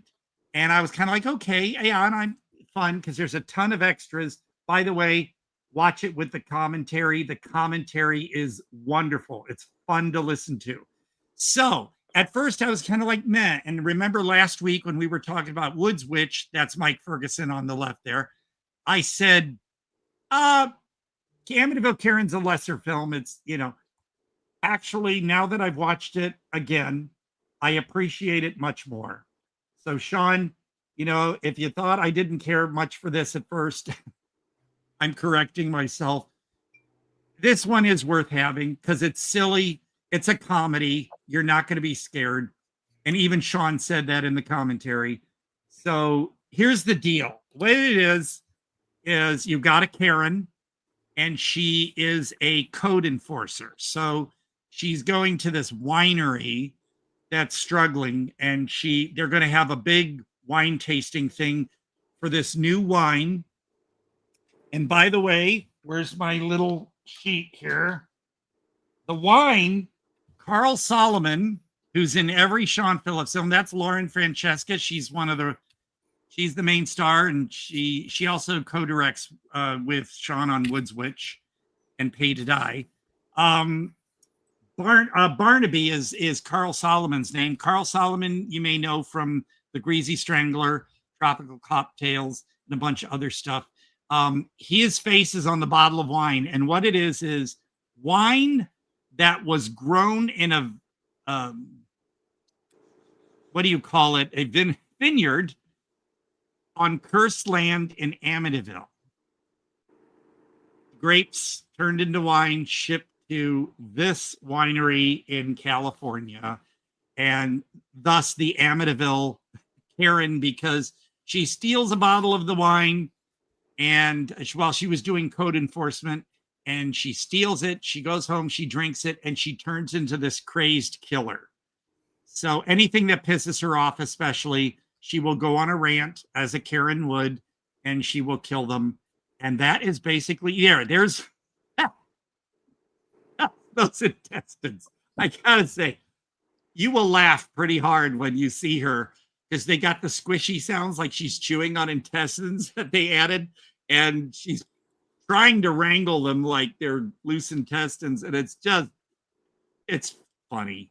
And it's a silly movie. I guess you could say, some would say it's stupid fun. And I had a blast. Some of the people, like you said, were in there were Lauren Francesca. There she's getting a wine bottle opener in her face. Mike Ferguson, Jen Nangle, Mark Schaefer, who I'm friends with on Facebook. James Duvall, who was the bunny in Donnie Darko. And in a wonderful movie called Beast Mode. You got Sean C. Phillips and Donna Lee Helsing. There's Donna on the right, Mike Ferguson in the middle, who's in Zombie Baby with me. Mike always goes off the rails, and he does in this one perfectly. And they're in a band. They're in a band, which I don't know what kind of music, because honestly, on the technical aspect of things, that was Bill's waving goodbye. I thought okay, well, see you, Bill. Thank you. On the technical aspect of things, I will note that the only downside on this is some of the dialogue, as Jack, you may have noticed, was kind of hard to hear. Yeah. A few times I didn't, like, even Mike said something once, and I had to backtrack it and turn the volume up. But of course, that's how it was in Toilet Zombie Baby, which Jamie Robert McDougal is revamping Toilet Zombie Baby. It will hopefully be out in the near future again. But so some of the audio was a little hard to hear, and the band, when they're playing their music at this wine tasting, it was barely there. It was supposed to be a loud band, as described in the one of the characters, but you could hardly hear the music. But I guess because they wanted to focus on the dialogue. So basically, yes, she's a code enforcement officer, and she's trying to find anything she can to just damage this little winery, because she's a Karen. And let's see here. The tagline, well, it's not exactly the tagline, but they say it in the movie: you can taste the damnation in every sip. Yeah. So everybody who drinks it, which actually was only Karen, and then I think the character Caleb, didn't he swallow some? Yeah, yeah, Caleb swallowed some. And did he attack the girl that was topless on the deck of the house, or was it Karen that killed? My mind is shut. But the other thing that I thought was funny was when Karen, remember in the one scene where she's in the house and she comes down the stairs and then she falls and her butt sliding down the stairs and she hisses at the camera. Yeah. There are little touches. Again, if you look for little things, you'll find them. And when the guy with the bottle, the cork opener, he says, "Take this, you wine cunt."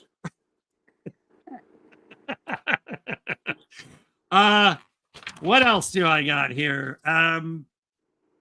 Yeah. Lauren Francesca. She's brilliant. I don't know how she's not in a lot of bigger things.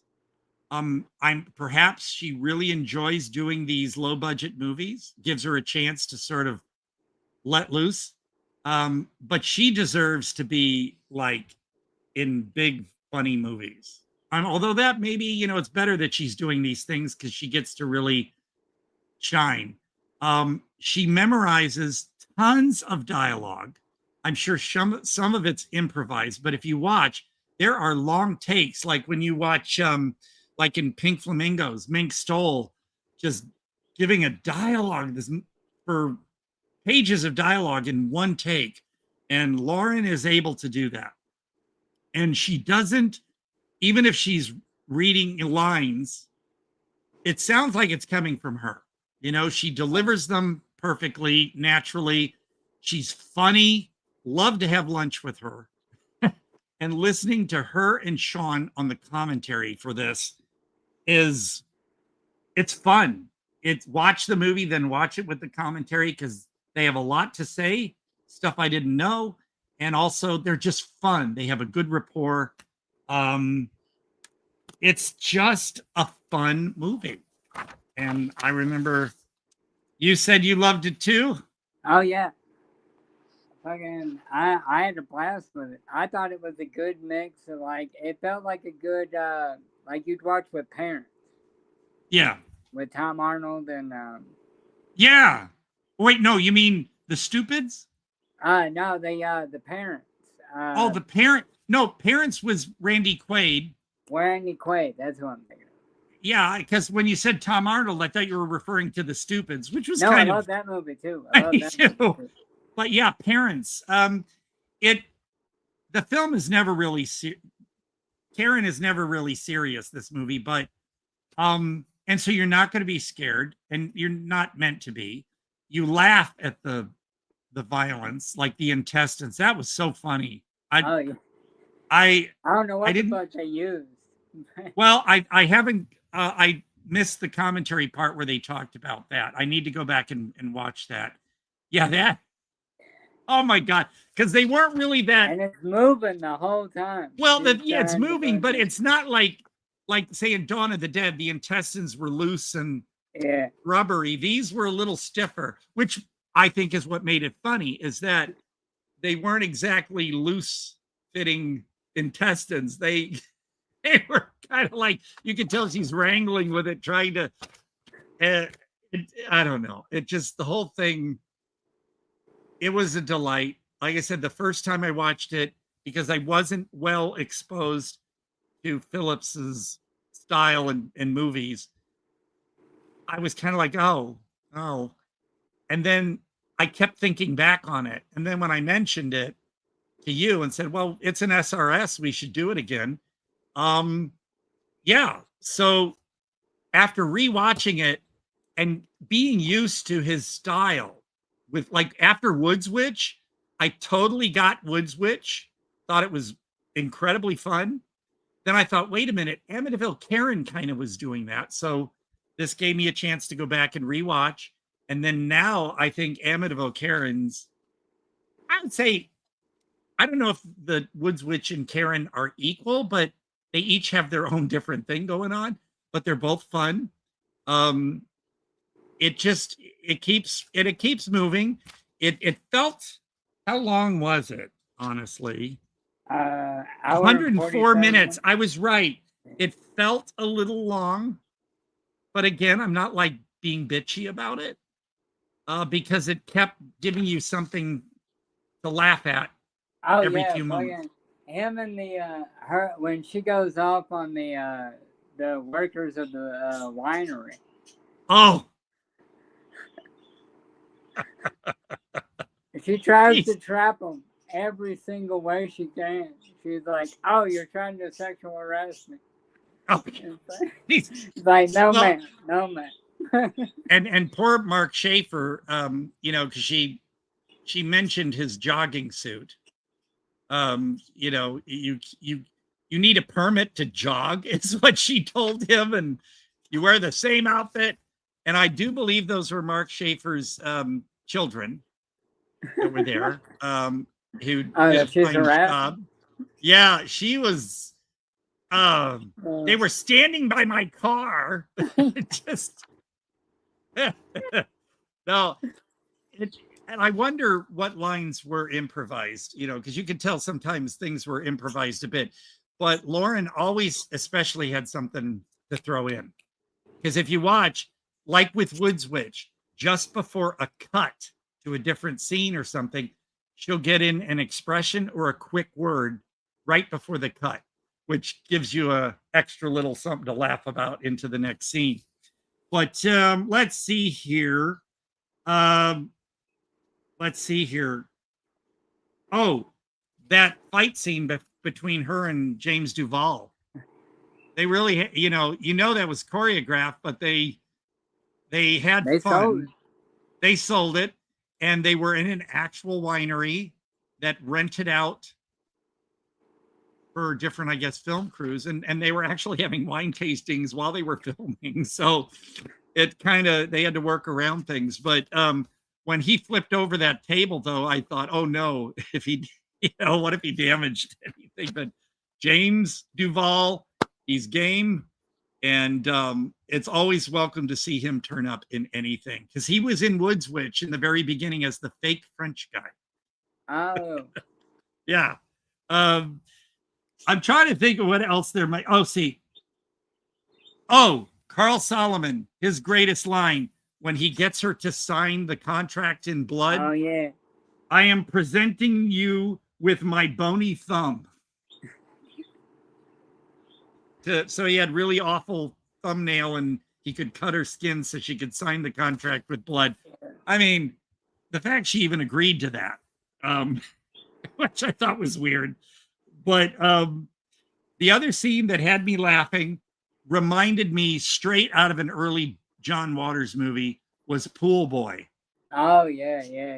Which you saw clips in the trailer. Was that the husband she was I don't know. It was just some guy she hired. Like she would hire Caleb to do errands for her or something. Okay. Pool Boy was somebody who was supposed to be cleaning her pool, but they picked the perfect guy, because I looked that scrawny back years ago, and you could see that he had kind of had tan on the neck, but the rest of his body was white, and he was thin. And talk about feet fetish.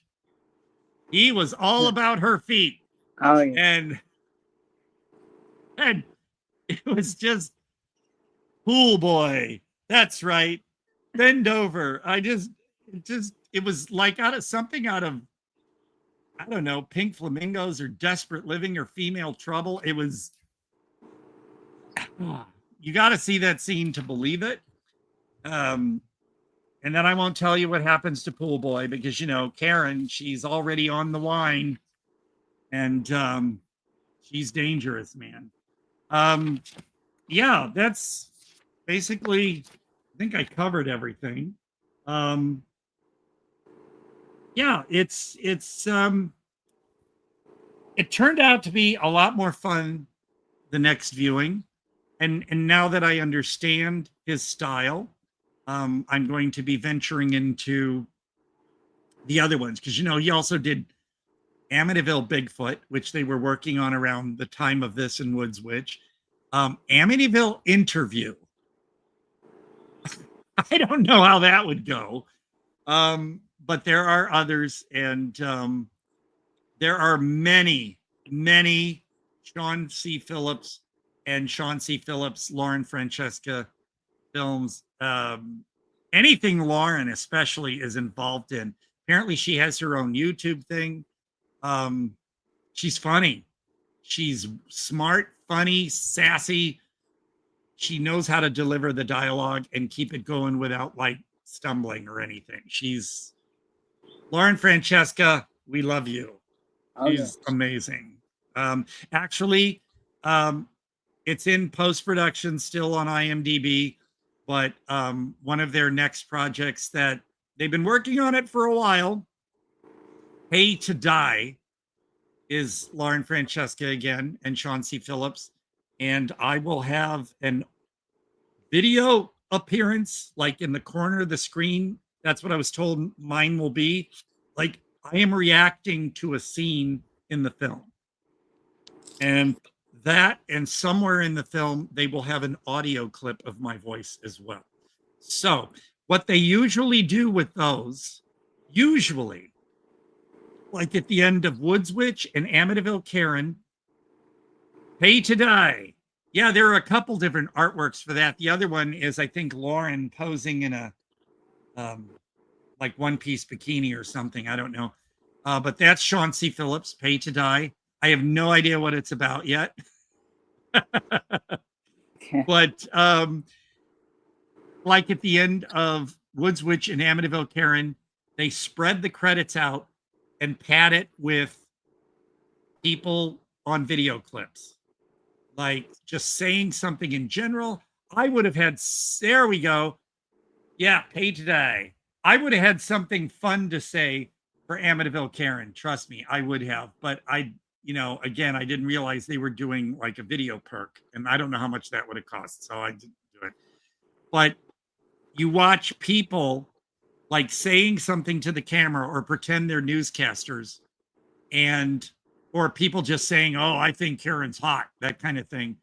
What that is, again, are perks. So people would pay a certain amount for a perk to have their video clip included in the movie. And that's not a bad thing.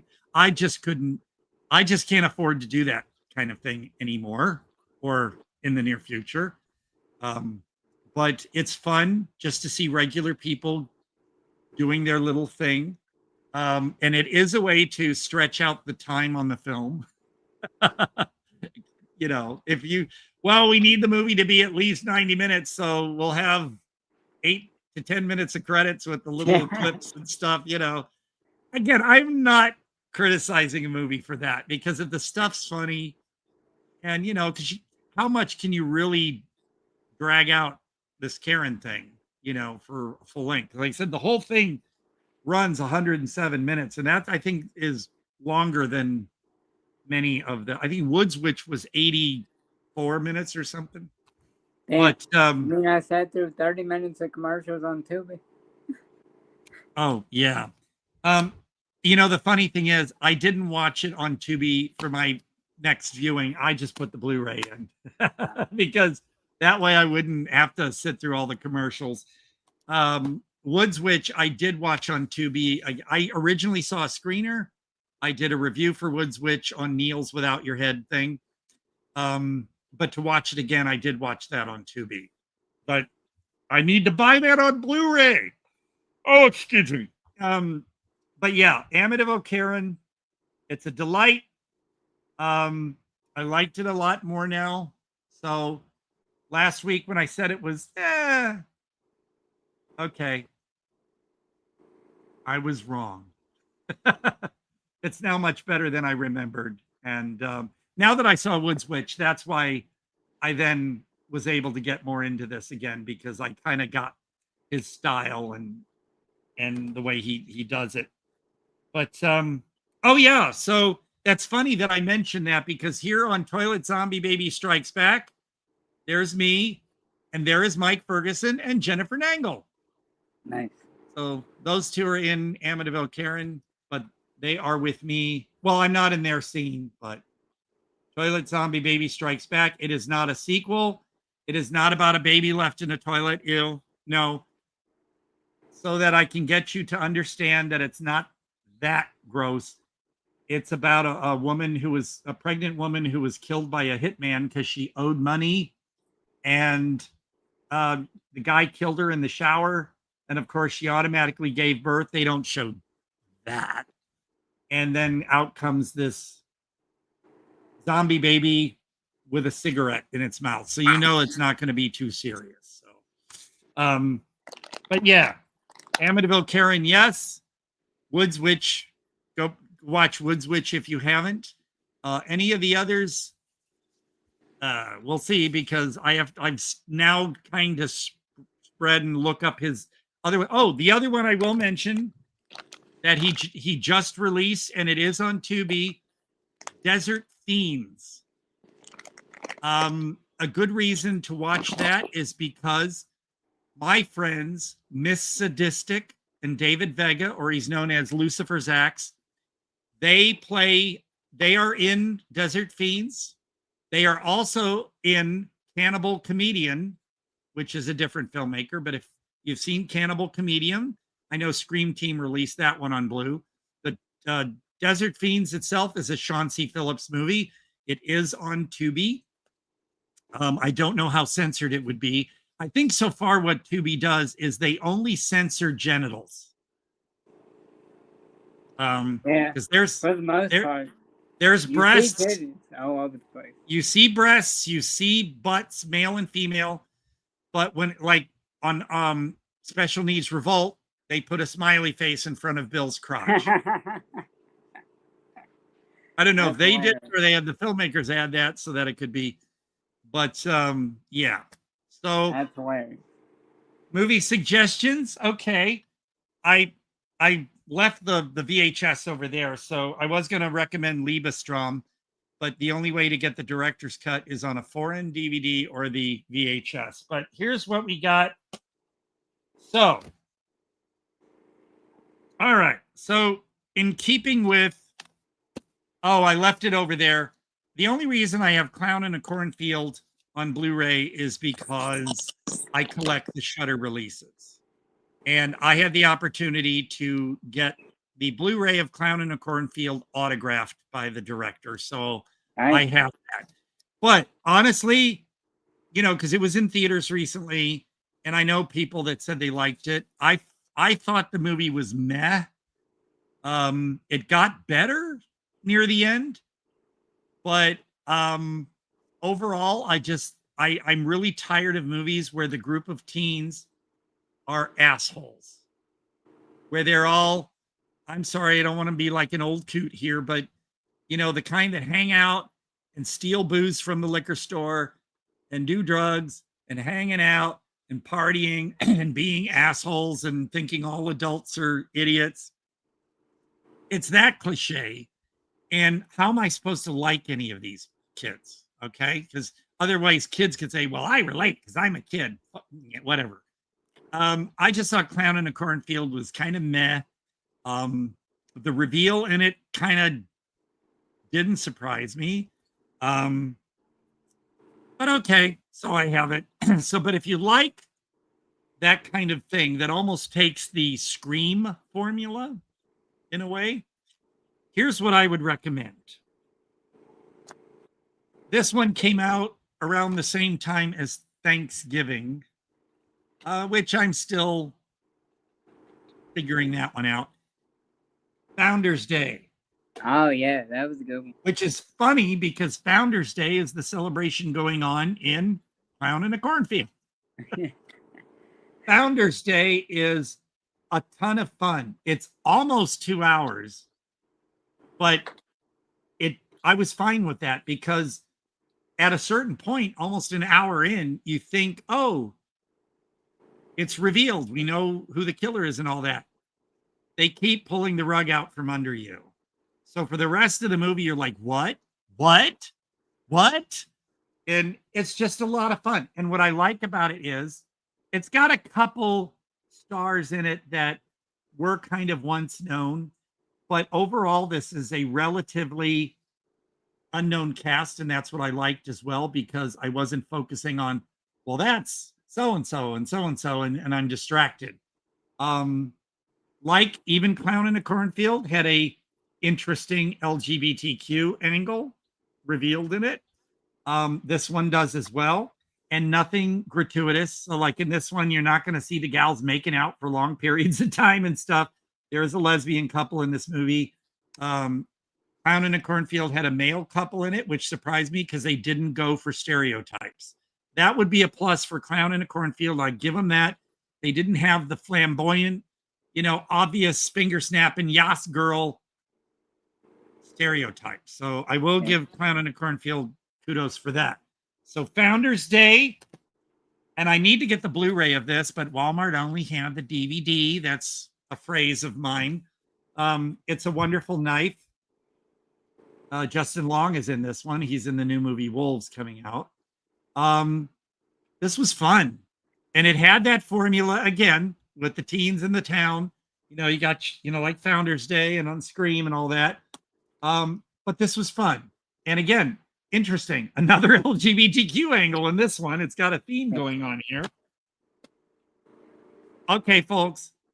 This one was much more better than the story deserved to be. Slaughterhouse. Huh. It's a sorority that accidentally, the one girl finds a sloth that was escaped or abandoned or something. And of course, any bad people, it's only a sloth, but it's deadly. And yes, you got the mean girls and stuff, but you take it in stride because it's not meant to be like cruel. Like they're not like total assholes. But Slaughterhouse is well worth your time. Even the people that write on the Roger Ebert site gave it like 3.5 stars or something and said it was much more fun than you'd expect and that it deserved to be, but it is good. And then I also cannot recommend enough. And this one has Allison Hannigan in it. You Might Be the Killer. Yeah. And, a camp thing and all that. But this one is, in a way, I don't want to say it's meta, but again, and this one's from Screen Media. So that's why, things from Screen Media and Dark Sky don't get out as much because Founders Day was from Dark Sky, but this was a Screen Media. And the for some reason, if you look for the Blu-ray, especially on eBay, Screen Media's Blu-rays are ungodly expensive. The DVDs are cheaper, but I like the Blu-rays. You Might Be the Killer. And this one is not in any of those types of situations or genre, but one that I've been recommending to people, like as I said, I like the frontage road movies, I like the ones that kind of get in your head a little and make you think a little bit. Deep Dark. It's about an artist who moves into an apartment. He's not a successful sculptor. He's trying to get by, and there's a hole in the wall of his apartment that starts dropping little trinkets, and he uses them in his sculptures, and suddenly everybody loves his sculptures, and he's in demand. And the hole, I think it starts talking to him. But let's just say everything comes with a price, right? So this one is very unusual, Deep Dark. Can't recommend it enough. And then I will remind everyone. Now, Joe Badon was going to be on our show today, but he had to back out. Understandable. And next week is his anniversary. So we'll set up another day for him. But his film, Wheel of Heaven. I also recommend Sister Tempest. Sister Tempest is through Darkside out of Canada, and they're not shipping to the States right now. So if you want to get this, it's a Darkside release. Go to Amazon or Movie Zing, Z-Y-N-G. These won't be the slipcover editions that Darkside would release out of Canada, but who knows how long that's going to wait. So get them while you can. And then also cheesy homage to 80s Italian horror. For Halloween, Domiziano Cristofore's anthology of 4 stories with a wraparound. I voiced 2 of the actors in this film, and I'm very honored. My name is credited for Babe in the credits, but I did voice another. It's just not credited because Domiziano said he didn't have a name for that character. Yeah. So, okay. But For Halloween is also available through Amazon and Movie Zing. And I haven't watched it yet, but he has a documentary called Indiocracy about independent filmmakers. And that's also available through those 2 sites. And this has been coming up lately on the net. This is a bootleg, a pristine widescreen bootleg, though. People have been talking about Meet the Applegates again, or the Applegates. as it's also known, with Ed Begley Jr. and Stockard Channing, about a family of South American cockroaches that make themselves look like humans, and their exploits. It's fun. It was only on VHS here in the United States. I'm not sure about elsewhere in the world, but I managed to snag this bootleg off of eBay, and it's beautiful. So somebody did a good job with this. And also it's got, now this was a New World Pictures release back in the 80s. However, the logo, and it's an old logo of the gears turning of Lionsgate. Apparently Lionsgate owns it now.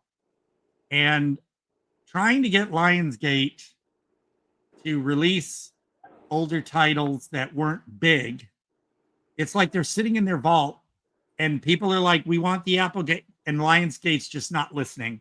So any boutique labels, it would be almost impossible to get anything from Lionsgate. They hang on to them. And they won't let Marvel won't let them release their shit either. Because they got 2 Marvel movies that they just won't release. Yeah, and the soundtrack, the music, the tapes for the soundtrack were in the 20th Century Fox vaults. That is, I was like, tell me about that, but no one has an answer for that. But I have the limited edition soundtrack CD for the Applegates, and it said that the tapes were in the 20th Century Fox vaults. And I was like, okay, that's weird. So I thought maybe Fox had a stake in the film, and they don't. Lionsgate apparently has it. And here's the other thing, and I mentioned this before, I am freaking pissed off at Lionsgate because, and I found a Vestron Collectors fan club on Facebook, as well as the Vestron Collectors series page. And I made a comment in the fan club, and I wrote to the Vestron label page. And of course, Vestron Lionsgate did not answer. They have a series called the Vestron Collectors series. So far, there have been about 32 releases. They started off releasing Vestron films from the 80s, like Parents, Lair of the White Worm, Gothic, and I was like, oh, great, all these old Lionsgate films, man, or Vestrons. Well, what they started doing later, let's see here. So I got it. Well, anyway, I had it. One of the Vestrons I was excited. Oh, and they also released Earth Girls Are Easy in the Vestron series. I was waiting for Paper House, and a lot of other people were waiting for Paper House. Nothing. So what Lionsgate started doing was pimping out the Vestron logo and series and just digging up old Lionsgate and Artisan titles, and just putting those in the Vestron Collector series, like Blue Steel, the one with Jamie Lee Curtis, and Extreme Prejudice or something, one with Nick Nolte. All these Lionsgate titles, and putting the Vestron, so that way they could, Vestron Collector series, and they're tricking people into buying regular Vestron titles, and that is not good. Like one of the latest ones was May, the Lucky McKee film. That was a Lionsgate title somewhere in the mid 2000s, maybe early 2000s, with Anna Faris in it and Angela Bettis. Yeah, that was one of the latest Vestron Collector Series titles. It was a Lionsgate, not Vestron. So I'm mad at them. They won't answer me. I just said, hey, what's going on there? Because Lionsgate released Paper House as a DVD in the UK. Why not here? And I guess they could say, well, Paper House isn't as well known. Well, slap the Vestron Collector Series label on it. It will get people's notice. Plus, enough people know about Paper House. Okay, there's my beef. my deep thoughts or my soapbox on Lionsgate and Vestron. So there's that. Otherwise, I will say that, as I was mentioning earlier, for those people, it's probably going to end sometime earlier this evening. But in Los Angeles, I would have paid the $85 to go. But the friend that would have gone with me couldn't go to LA this weekend. So I didn't go. And it's a once in a lifetime thing. I am so regretting missing out on it. But the 50th anniversary of Space 1999, as I showed this earlier, this is the Eagle spaceship, and it looks big because it is. It's 3.5 feet. I got this when I was 12 years old. Wow. And yeah, you can see this was already together. You just added, a few things. But over years, yeah, it turns brown. Some of the stickers may have fallen off. There is a person inside here. You can pull them out, but it's kind of an ordeal. And on the inside, you've got a chair. You've got a pulley with a hook and you put a string on it. And here's one of the characters. You can take the helmet off. And yeah, I remember looking at this in the Sears catalog as a kid, like dreaming. And for Christmas, I think my parents bought it at JCPenney. South County Shopping Center. The toy department was in the basement. You went down these stairs to the toy department. And but there it is. I am proud of this. These things, especially if they're in really good condition, can go for as much as $600 or more on eBay. The old ones like this one, and I'm sorry, but when we were kids, we played with these things. I didn't realize what a collector's thing it would be later on. It's like my my Eagle spaceship that's just a foot long, that a model that you put together. That one fell apart, and we played with them, man. We played out scenes and stuff from the show. So there's my Eagle spaceship. But other than that, just trying to think here. So next week, bring it up here. No. I had it up. Oh, no, it's here. Here we go. There it is. So what we have planned is September 21st, Adam Freeman. He is behind 2 films. One, which you can see on Tubi now, called Deadly Dealings. I was an executive producer of that one. It's his color scheme is amazing. That movie it's a fun little movie. You're not going to be scared out of your wits, but it's a little creepy. And the color, like you saw, like the candy colors he has through the whole movie, the deep pinks and purples and blues. Deadly Dealings. So that's on Tubi. And we will not have seen Scream Dream because that one's not out yet. But it's a remake of I think Donald Farmer's movie Scream Dream from like 1989. And again, the colors, I've seen stills and stuff. It's amazing. And so Adam Freeman will be on to talk about his work and what's coming. As well as September 28th, you said the gentleman from Tortured. Yep. And what was his name again? Well, it'll be in the. I'm sorry, folks. I don't have all the information here on my little list. I'm unfortunately on my phone, and it would knock out. Yeah. Okay. Well, that's scheduled for the 28th. And if not, we always come up with something. Like Frank came on today, and that was amazing.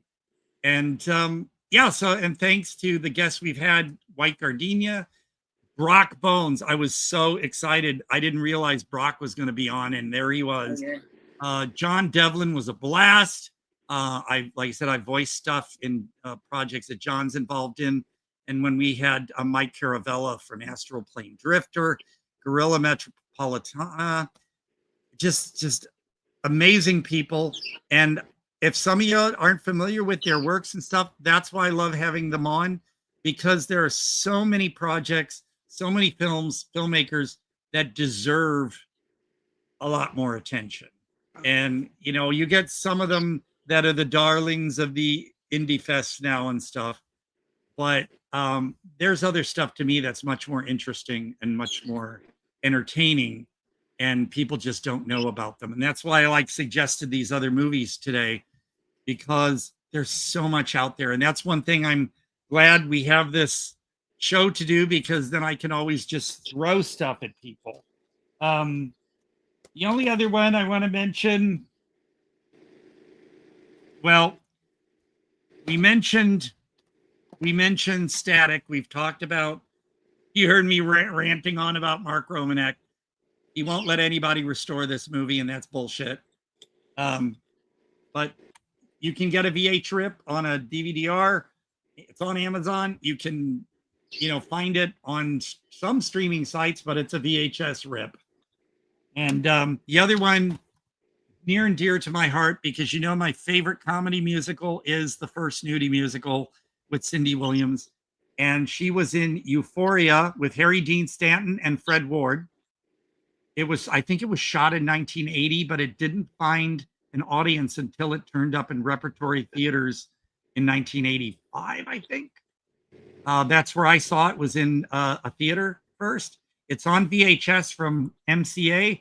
This is a bootleg because they've never released it on disc or anything since the VHS. And that's bullshit.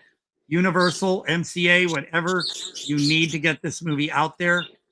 I can't recommend Euphoria enough. It's on my list of all-time favorite films. We'll have another one here, Atomic Circus, or The Return of James Patel. Vanessa Paradis, who used to be Johnny Depp's girlfriend. She's a French singer. She's the main star, about some kind of bayou town. It's in Europe. I don't know where there's bayous in Europe, but because it kind of reminds you of, Louisiana and all that, New Orleans and all that. But there are these flying weird things that can decapitate you or somehow contaminate you, and you kind of turn into one of the monsters. It's weird. It's got musical numbers. It gets violent near the end. It's a blast. It's a sci-fi weirdo movie. And we were talking about, I mentioned Donna Lee Helsing in Amityville Karen. She's in a shit ton of stuff. And I want to mention one that she's in that I'm also a fan of, Gregory Blair, Garden Party Massacre. It's fun as hell. And Peter Stormare, the guy from Fargo, the movie Fargo, and he's been in a lot of stuff. When you see Peter Stormare, you know who he is. He sang the theme song for this movie. And there's a story behind that, but Garden Party Massacre, very minimal, takes place in one location, in a backyard, basically, but it's fun as hell. I love Gregory Blair. He also has a film called Deadly Revisions that you can find his new director's cut of out there on streaming. So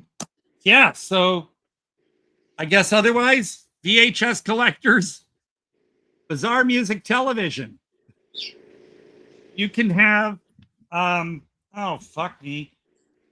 I had my little flashlight handy so I could see the, all right, this one has Barnes and Barnes Fish Heads, Julie Brown's Homecoming Queen's Got a Gun, Temple City Kazoo, the Sprock Kazoostra that you heard in 16 Candles, Fairfax Avenue by Boy George and the Kosher Club. It's nifty little novelty songs that this was Rhino Video. Again, stuff that you wish that they would have put out some other format, but nope.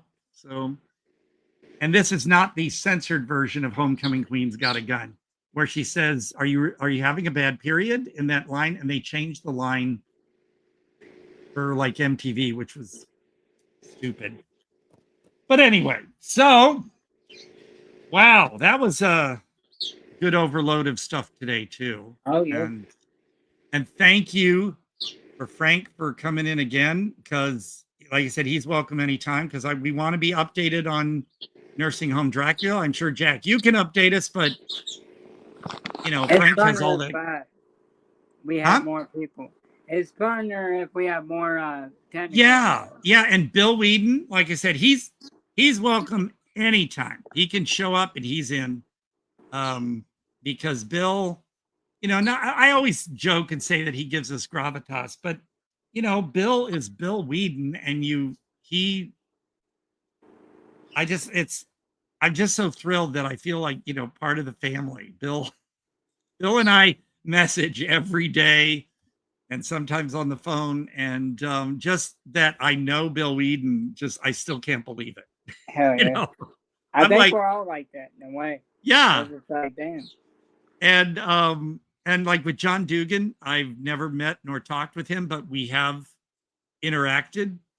And our man fun, good deal. Yeah. Looking forward to that. And so, you know, the fact that like I said, I'm a little nervous, because if we get this thing together, I just hope that I can live up and keep up with John and Bill, because they've done this stuff zillions of times. They know how to do it. I've appeared in movies, in bits and things, but I've never really gotten to act along the stars. So this is kind of a scary thing for me. Not scary, but I'm nervous because I want to do good by them.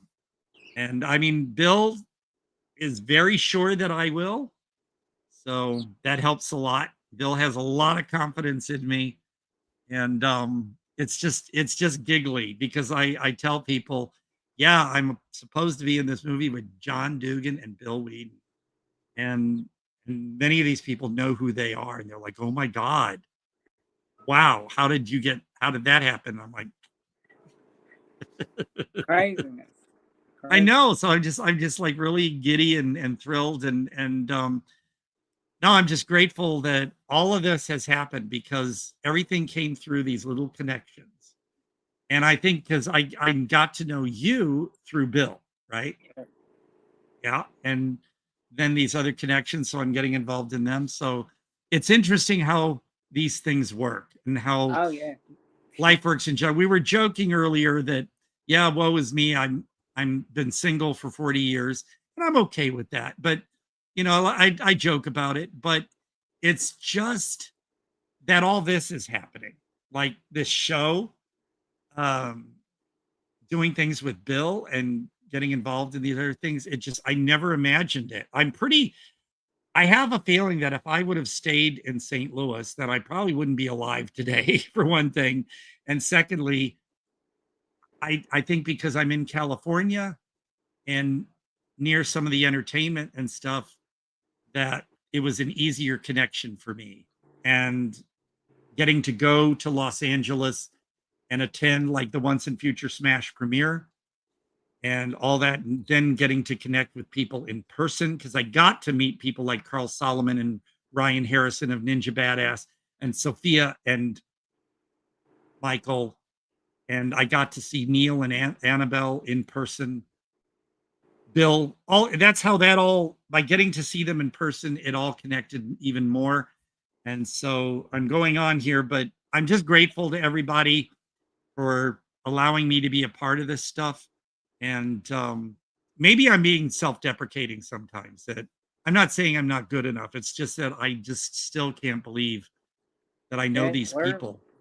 We're shocked as hell that, you know, we're able to mix in this circle too. Yeah, because I'm really like, now I guess I'll ask this. So Our Man Funk is still in post-production, obviously. Yeah, I think so. Well, yeah, because I'm supposed to be doing a voice for it. For I won't say the scene because that would spoil a scene. But so yeah, I'm waiting on them to tell me what I need to say or what I need to do. It's just going to be audio because I couldn't be there in person. But so yeah, I'm looking forward to whatever that will be. I don't know if it will be AJ. I'm sure Bill will be able to tell me when he finds out from AJ or whoever as they're putting it together. But that and as I was mentioning earlier, Pay to Die. I have no idea when that's coming out. I did my video clip and voiced my bit almost 3 years ago. So some of these movies take time. Oh, by the way, Essence, Jeff Kakmarinsky he's been posting little updates on effects bits that he's doing. So he is finishing up Essence. He's been working on that film since 2019. Wow. And it's got Lynn Lowry in it, so it must be released. Lynn Lowry, if she's in it, you got to finish it and get it out there. But Essence, I will let people know when I know more about it, but I'm really proud of all the scenes I did for that. And that's one reason why I badly want to see it, to see how that's going to work out. But yeah, so other than that, so next week we're counting on most likely, well, he says yes, but you know how things go, Adam Freeman. And after that, possibly the guy from Tortured. Joe Bandon said that, you know, I will tell him anytime after September 28th he wants to be on.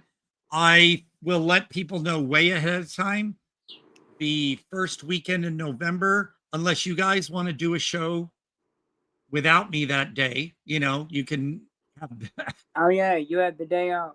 Well, I would like to take let's see, it would be 1, 2, 3, 4, I think November 5th. The first weekend in November in Palm Springs is Pride. I know a lot of people have the parades and everything in June, but here in June, it's like 115 degrees or more. You don't want to have a parade and people walking around all day outside in that heat. So Palm Springs Pride is the first weekend of November.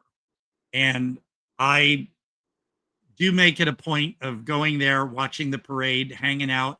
And there's usually a really good musical act late in the afternoon. Last year, it was a George Michael impersonator, which was fun. He was really good. But the year before that, it was Pussy Riot, which I missed out on because I left early. I didn't realize Pussy Riot was going to be there. And then we had Missing Persons, Book of Love. Oh, before Pussy Riot was A Flock of Seagulls. So there's always a great time to be had. Thousands of people show up. Downtown Palm Springs is several blocks blocked off, and it's just all people and vendors and other little musical acts and things. So if you're in the Coachella Valley for Palm Springs Pride, it is so much fun. And with the current political climate and a lot of the hate going on right now, it's especially good to have people coming together and having a good time. And so, yeah. And you might see me wandering around in the crowd. So show up and be there if you can. So, yeah, first weekend in November. Or if they decide that it's a different date, but it's always the first weekend in November. So, and that's also around voting time here again. In California, we're having some measures coming up, so I got to make sure I remember to do that. And otherwise, you know, I'm sure 1 week without me, y'all live, because I know I'm a lot. That's Todd Quality. Okay. That's Todd Quality. What can I say? So, let's see. Anything else we need to know about, or trying to think? I'll take one quick peek around me here. And it looks like I covered everything. Yep. And yeah, get yourselves a Viewmaster if you can. Like I said, once you start, but you got to treat these reels nice, because they say use a camel hair brush to clean the slides on the reels. but like my Grizzly Adams one, a friend gave it to me. The images are faded, you know, like when beauty shop windows, a thing has been in the window too long and it changes colors. Yeah. And you'll see flecks of dirt and stuff on them. But otherwise, it's pretty cool experience. Get yourselves a Viewmaster and a Space 1999 Viewmaster reel. But, okay, so, well, we did a 2-hour one today, a little bit over 2 hours. That's not so bad. I'm glad all of you out there that are still watching stuck with us. I appreciate that so much because I'm having a blast.